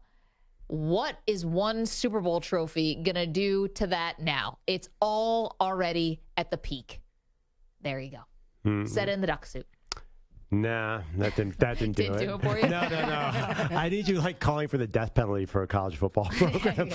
I need something with a little more stakes. If the NCAA is not going to give it to Tennessee, then Jerry driving around on his bus with an extra Lombardi trophy and saying, "Hey, ladies, you want to come in here and see this trophy I got?" Yeah, that the duck. No, it all. When you're wearing the duck costume, everything you say is somewhat pleasant. Even that. That's the issue. I mean, you can't see it on the radio, but she's got this bright yellow duck costume. How can you not smile seeing this? I'm sorry. Our pal Weed Eater Brian from the chat sent in a question. How do I keep myself from online shopping? I don't have a good answer to that. Why are we writing the duck? This is Stump the Duck. Amazon Prime deals, I'm right there with you, man. The duck's with you. I've ordered so much crap I don't need over the last 2 days. Oh, I didn't get into it. Did I miss a lot of good deals? Yeah, it's over. Oh, it's probably for the best. I read there was a huge Amazon Prime Day, and I was there like, were I got to get on there. I know. I said I got to get in there. What did you get? This happens to me, and this happens to me every place I go. Every time this happens, it'll be like, huge sale. Yeah. And I will find the one item in the store that is not just full price, but somehow 150% of the price. Oh no, this is a reverse sale where this actually costs twice as much as it should. I'm the worst when it comes to, and I love a sale. I love clearance. Yeah, me too. But you never get the right size in a sale. You go to the sale rack and it's all, hey, it's quadruple XL or extra small, and I'm like, can I squeeze into this thing? So that's how they get you. Meanwhile, the Josh Allen rookie card right now. So you guys are gonna have to help me here because I don't really know what is the best exact one. We were talking before about Gary Vaynerchuk, the author, and venture capitalist. He does everything. He's a motivational speaker, all that. Chastise me because I didn't buy my kid a $20,000 Josh Allen rookie card as his nest egg. It's like, Maggie, this is going to pay for his college. I'm looking up right now a 2018 Panini Donruss Josh Allen PSA 10 Gem Mint rookie card. $204. Yeah, that's not going to get him into college. That's not even going to pay for a textbook. So, there you go. I will say this. I went through, I have stacks and stacks and boxes of old cards from the 80s, 90s. I went through them.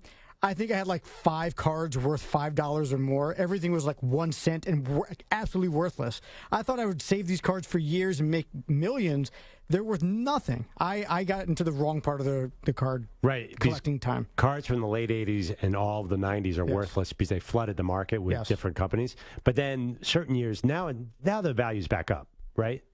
Yeah, because they realized that scarcity is the key. So flooding the market was cool for people buying packs, but it meant nothing for the value of the cards long term. So I know there's a thing out there where there's one Wembanyama card that is supposed to be worth a lot. So they totally depress the market. There's a special Wembanyama card, which I will short, by the way, because that is not going to pay off either. Yeah, well, we already have your long-term bet here. I've never been rooting harder now for Wembanyama. I thought he was going to be closer to a bust maybe than a generational talent.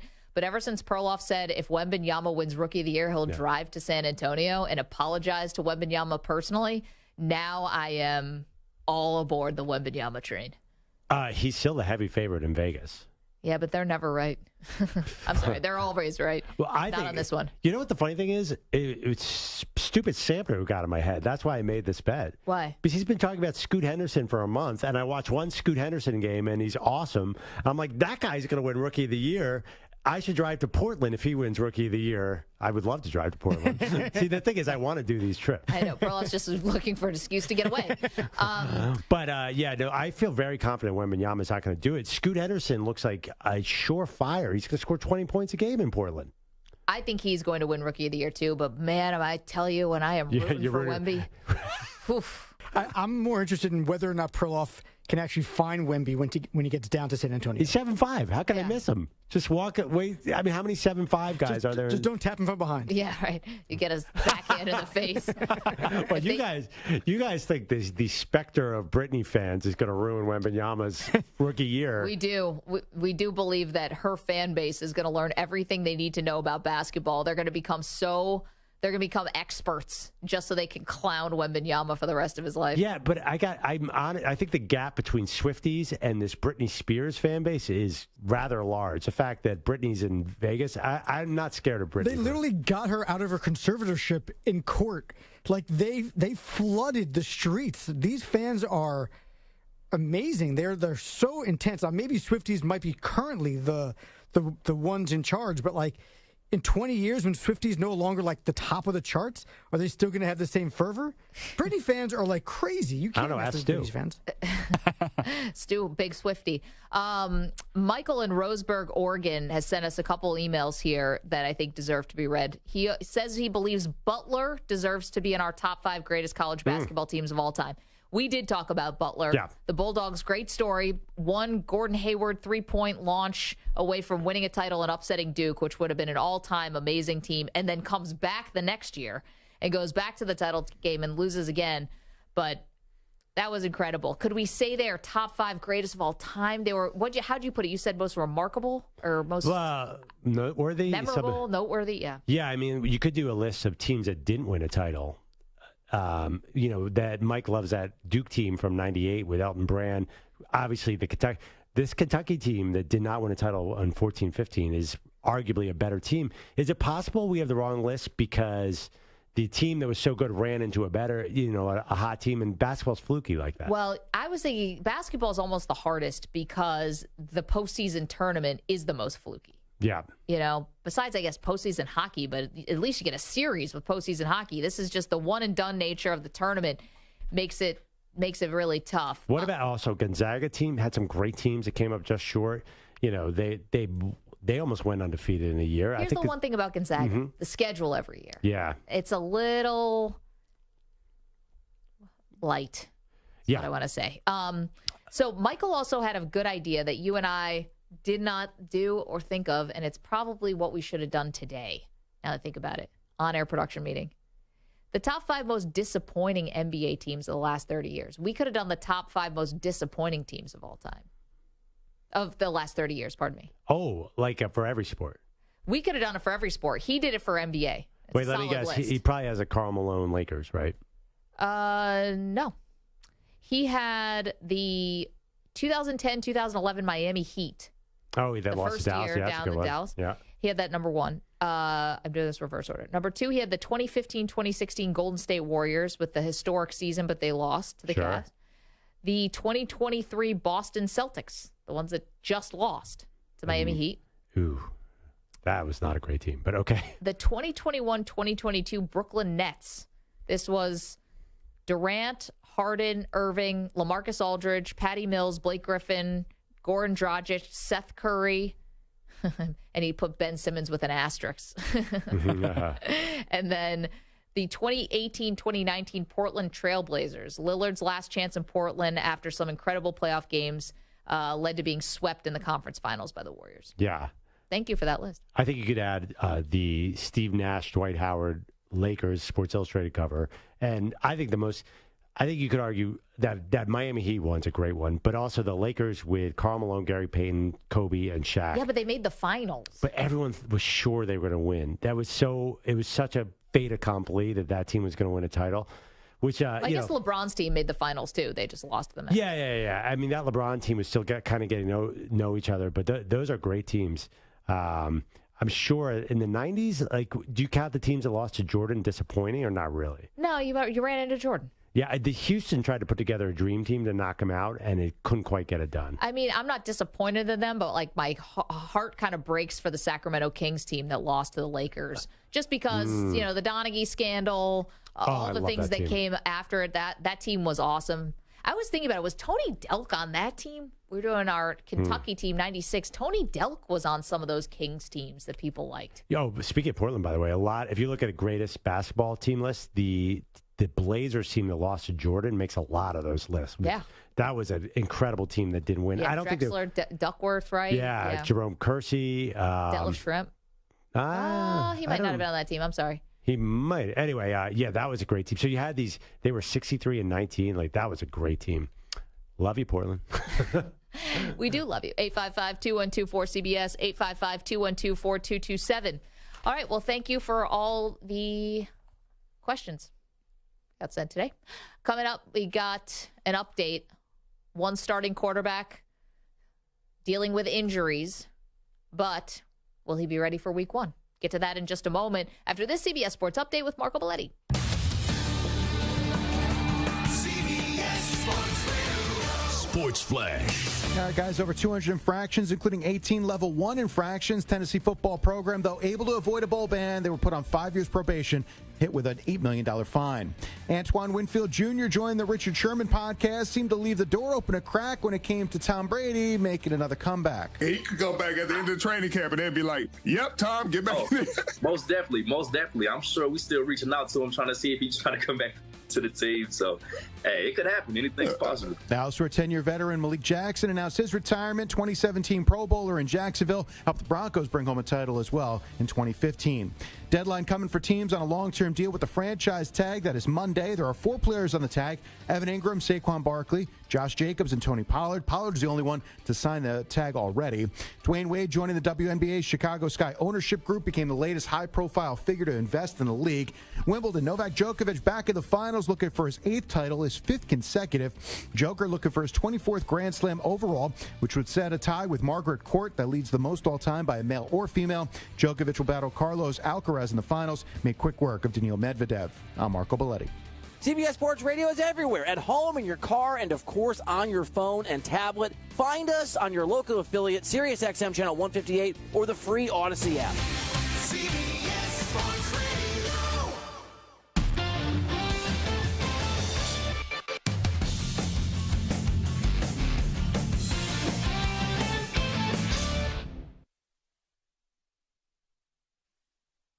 You're in a 5-minute break.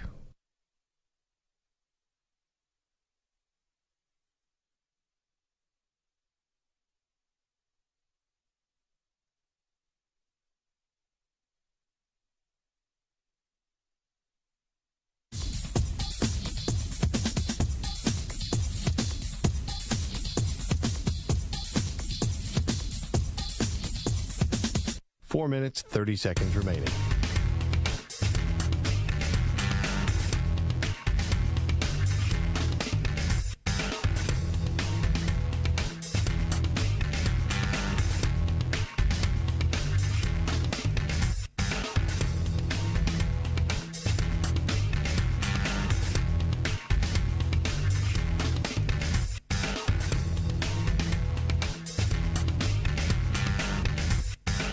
Four minutes remaining.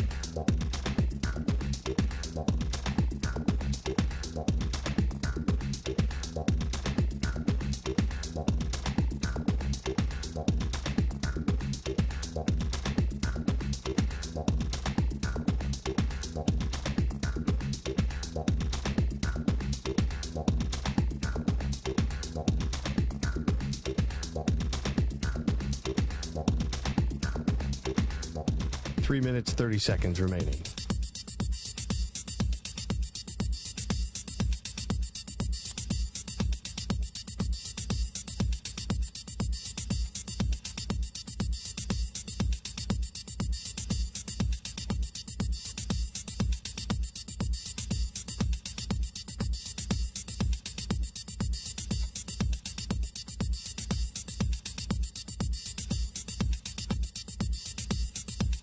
3 minutes remaining.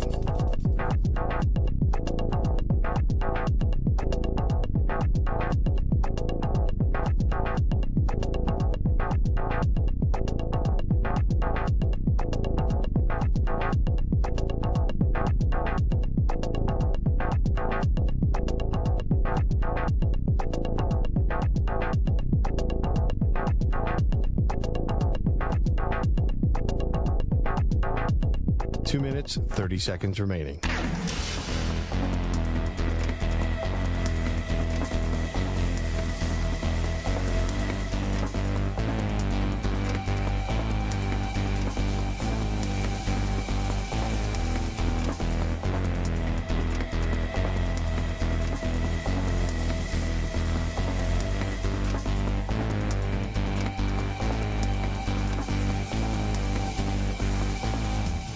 Two minutes remaining.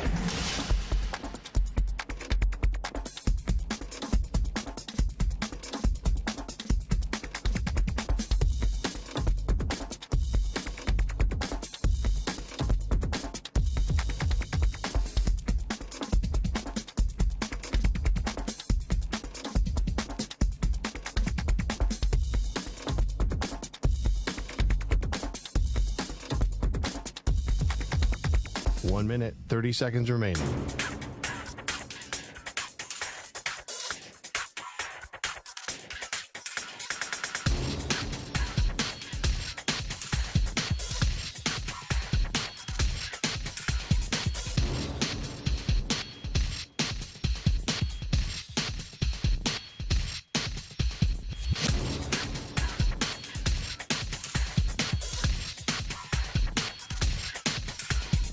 One minute remaining.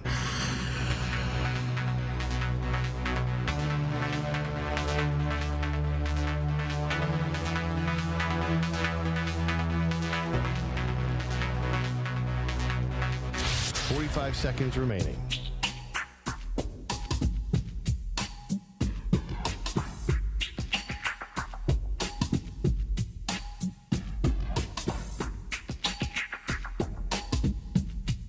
Thirty seconds remaining.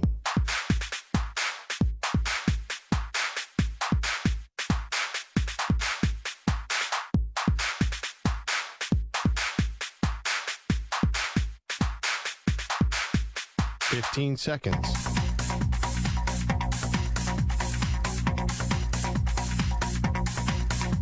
Break ends in 5 seconds.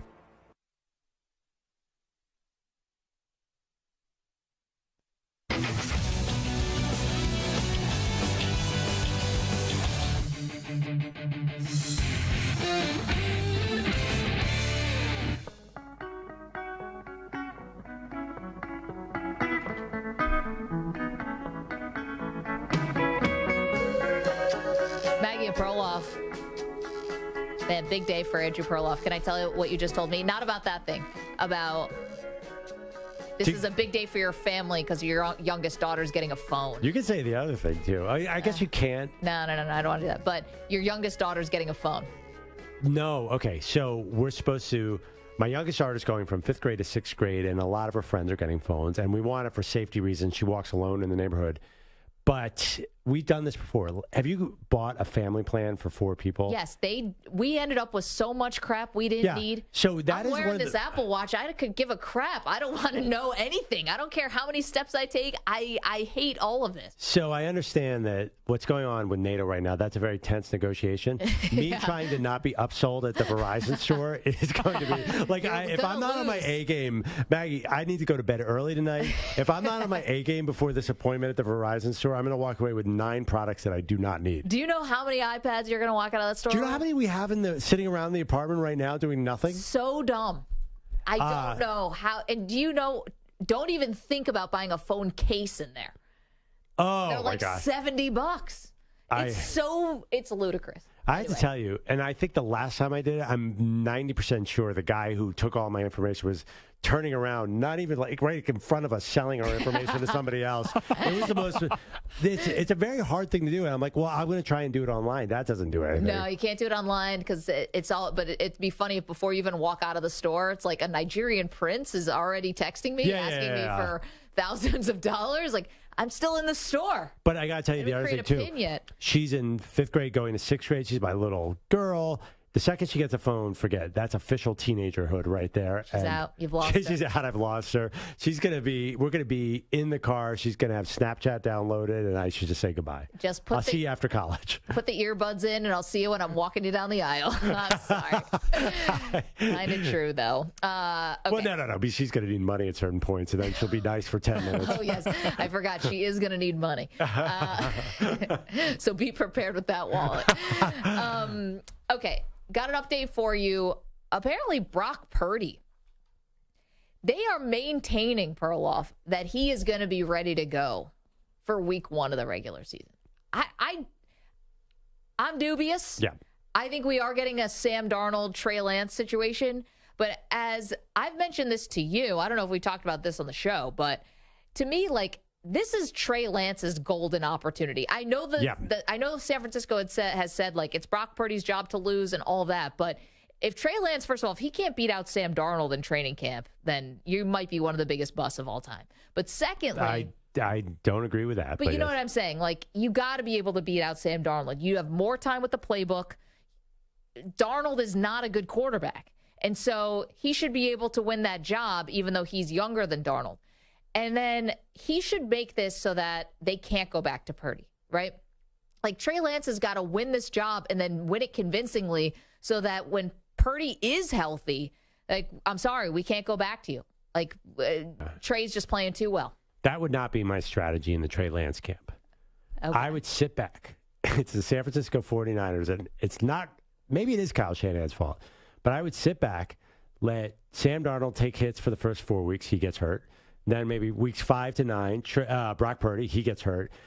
It's musical chairs at quarterback. You know everyone's going to get their shot. It's a last man standing situation. Wait it out till the offense is struggling, or maybe watch the schedule. Like, oh, okay, we have this bad team coming up. Put me in. Then, honestly, I do think all 3 players will get a chance in San Francisco because the quarterbacks have this history of getting hurt. Yeah, that would be real Machiavellian style. You know, that's really a page out of my book. Yeah, let somebody else take the hard hits and then come in. No, the only problem is, Christian McCaffrey is also going to get hurt. So I do want to time my starting with McCaffrey still healthy. You say Sam Darnold's a bad quarterback, and I understand what you're saying, but look at the 2 teams he's played with. The Jets, and he even had to have a season where you have more touchdowns and interceptions with the Jets is an accomplishment in itself. And then he went to a Panthers team that is sort of mid-rebuild. So I'm not sure. You've never seen Sam Darnold with Kyle Shanahan. So I'm holding out hope that he's better than you think. Well, maybe every Kyle Shanahan quarterback is a little bit more competent than everyone thinks, right? Because the system is supposedly it's made to make it really easy for quarterbacks. But here's what I would say. Yeah, every quarterback who is good enough to be in the NFL should be good on a good team, right? Shouldn't that be the bar? Like, if you already have a great team around you, you should be fine. But Trey Lance is supposed to be something special. He's supposed to be something above, not just your average, not just your middle of the pack, mediocre can get the job done kind of thing. He's not a utility car. Like, this guy's supposed to be a little bit more of a Ferrari here. So I don't want to just settle for Sam Darnold can be okay. I'm trying to win a Super Bowl. I want someone special back there. Well, that all sounds great in theory, but you're saying because they picked him number 3 overall, he's supposed to be all these things. Yeah. If he's not, you don't go to him if he's not them. You might have made a mistake in the draft, but just because he was picked number 3 doesn't mean you have to put him out there. I wouldn't run it that way. Well, I'd love to know, did they get any offers for him this offseason? Probably not. Why would they take a 6th-round pick for a 23-year-old first-round quarterback? No, but I'm just saying, like, if they actually gave him a chance to showcase, and if he plays well, then maybe you're either getting a better pick for Purdy if you wanted to trade him, or something. Like, they've got to turn this situation into something positive, right? It can't just be 3 more quarterbacks get hurt and we end up losing again. Like, this team, and I think Kyle Shanahan, man, they got to win a Super Bowl. They're so close. And they have a really good team. So, I don't know. There's a million outcomes and how this can go in terms of the quarterbacks. And, like, are you confident that any of them are going to end up great? Well, yeah, but it doesn't matter. Yes, all that is true. But you deal with the hand you're dealt. So they have the situation right now. They're trying to make the best of it. One thing, too, about Trey Lance, remember the game where he hurt it? He shattered that ankle very, very severely. He had 2 sets of surgeries. He's probably not 100% either, and he's 23. I mean, come on. He should still be in. Hendon Hooker just is entering the NFL. He's 3 years older than him. So I think you have to be more patient with Trey Lance. I think you don't have to start him right now. He has not played a lot of football. You can ease him in. This is a weird situation. Okay, but what's the best thing about young quarterbacks? They're rookie cheaper. deal. Yeah, no, and I know. Now you're 3 years in. I know. Get laid early here. At the end of this season, they have to decide whether or not to pick up the 5th-year franchise tag. But that's $20 million. You're in the weak NFC right now. You have to be all in. You have to play. Even if Sam Darnold's 10% better than Trey Lance, you have to play him. You can't think long term here. You got to think about this season. Let's get to our shot of the day. He shoots! The shot of the day is brought to you by Casamigos Tequila. Casamigos is brought to you by those who drink it. Today's shot of the day was us talking about not one of the 4 major sports necessarily, but another outside sport. It's called Quidditch. You've never seen people playing Quidditch? It is the nerdiest looking thing you've ever seen in your life. Yeah, it's like soccer on broomsticks. Would you rather be doing a hobby horse or soccer golf or whatever, or do video games? I would like my kid to play Quidditch because that would guarantee with certainty that that kid is not sexually active, so I don't have to worry about that part. The second you step on the Quidditch field, you're not getting the action for at least your college. I mean, if you're playing Quidditch in college, you are not taking anyone back to the dorm. It's like band camp. They're all getting down. You underestimate that power of Harry Potter. Yeah. There's some nerd activities you get some action, some you don't. Band camp, it's a good time. Yeah, apparently Quidditch, not so much. A little drier, a little deserted. Well, I mean, listen, I think if you're going to power rank the sports that will prohibit you from ever getting a girlfriend, obviously Frisbee golf is high on the list. You don't think Frisbee golf. I would say the ultimate Frisbee, though. I feel like you get a lot of chicks. No, those guys are athletic, super athletic. Yeah, you got to be into that. No, I think ultimate Frisbee, I think that's a nerd sport. No, I think ultimate Frisbee is more of the band camp because it's co-ed, and I knew a couple ultimate Frisbee players, and the girls were incredibly good looking. They were not having trouble. And especially in Europe, ultimate Frisbee, it's big here, but it's huge there to a point where there's groupies. Do you think if a woman's on campus and they have a choice between the quarterback on the football team and the ultimate Frisbee guy, they're going with the ultimate Frisbee guy? Well, I mean, you're stacking up against the quarterback of the football team. I mean, that's like meeting Mike Tyson at the end of Punch-Out. It's like the highest level. We got Zach Wilson here, or the dude in a ponytail who's running after a disc. I just think the ultimate players probably do okay. But anyways, here's Frisbee golf. Yes, I'll put that on. Oh, yeah, that's all I got. Quidditch, which I was looking up. A lot of people do play. It's sort of a college activity. Yeah. Where you pretend you're on a broom. And there's actually these guys who play Quidditch are jumping out of a plane and knocking a ball around. See, okay, we had this conversation earlier this week, and I'm going to bring it back now a little bit with the Tom Cruise jumping out of the plane a million times. Yeah. Is it safer now to jump out of a plane? It feels like it's just no big deal anymore. Tom Cruise did it 500 times. You got people jumping out of an airplane to play Quidditch. You are risking your life. Skydiving is not. I mean, skydiving, if you are trained, should be okay. I'm not going to do it now because I have kids. But that's not something that even freaks me out that much. It sounds really dangerous to you? How many people do you think die a year? Bungee jumping more so. Bungee jumping's insane. Yeah, that scares me way more than jumping out of an airplane. I don't know. Well, also, I'm so bad at math. If they put me in charge of the bungee jumping, I'd be like, wait, how long is the rope? And how long is it to the bottom? Yeah, but you don't have to worry and what's about the bounce? Yeah, but you're not in charge of the actual rope. You just tie it to your feet and jump. No, well, what if my doppelganger is over there trying to do the calculations? Then I'm dead. You know what sport I am not into? Solo climbing. Yeah, no kidding. Somebody just died last week, this week, I think, with that. I'm going to be honest, guys. I almost just cursed on the air. I was going to say, no bleep. Nobody's into that. Just insane people are into that. They made a movie on it. It was great, that one guy. I know. I think it won an Oscar, but that's that one guy. Cliffhanger? What about Don't let go. The guys who walk on the tightrope between buildings with no net underneath them? Yeah, I interviewed a Wallendo once. Yeah. Was he crazy? No, he was too normal. I'm like, see, you're hiding you're crazy. But to him, he said that he grew up in the Wallenda family, the flying Wallendas. Yeah, sure. So he grew up in the family. So he's like, me walking on a tightrope is like me walking on the ground. I'm like, that's a lie. I almost cursed again. That's a bleeping lie. But to him, he said it was the podcast. I know, I'm sorry. That's the podcast only version of the show. Right, because one of the famous Carl Wallenda he fell off the rope. Yeah, I know, but I forgot which Wallenda it was who I interviewed. Anyway, he said it's like walking on the ground for him. Oof. Yeah. No. But what if a big wind comes? Wait, are we a wimpy show? Is that what's going on here? And ironically, making fun of the Quidditch people and the Frisbee golfers. we don't skydive. No. We're afraid of Perloff, squirrels. You did say that you would totally be not afraid of skydiving. So Skydiving doesn't bother me as much as some things.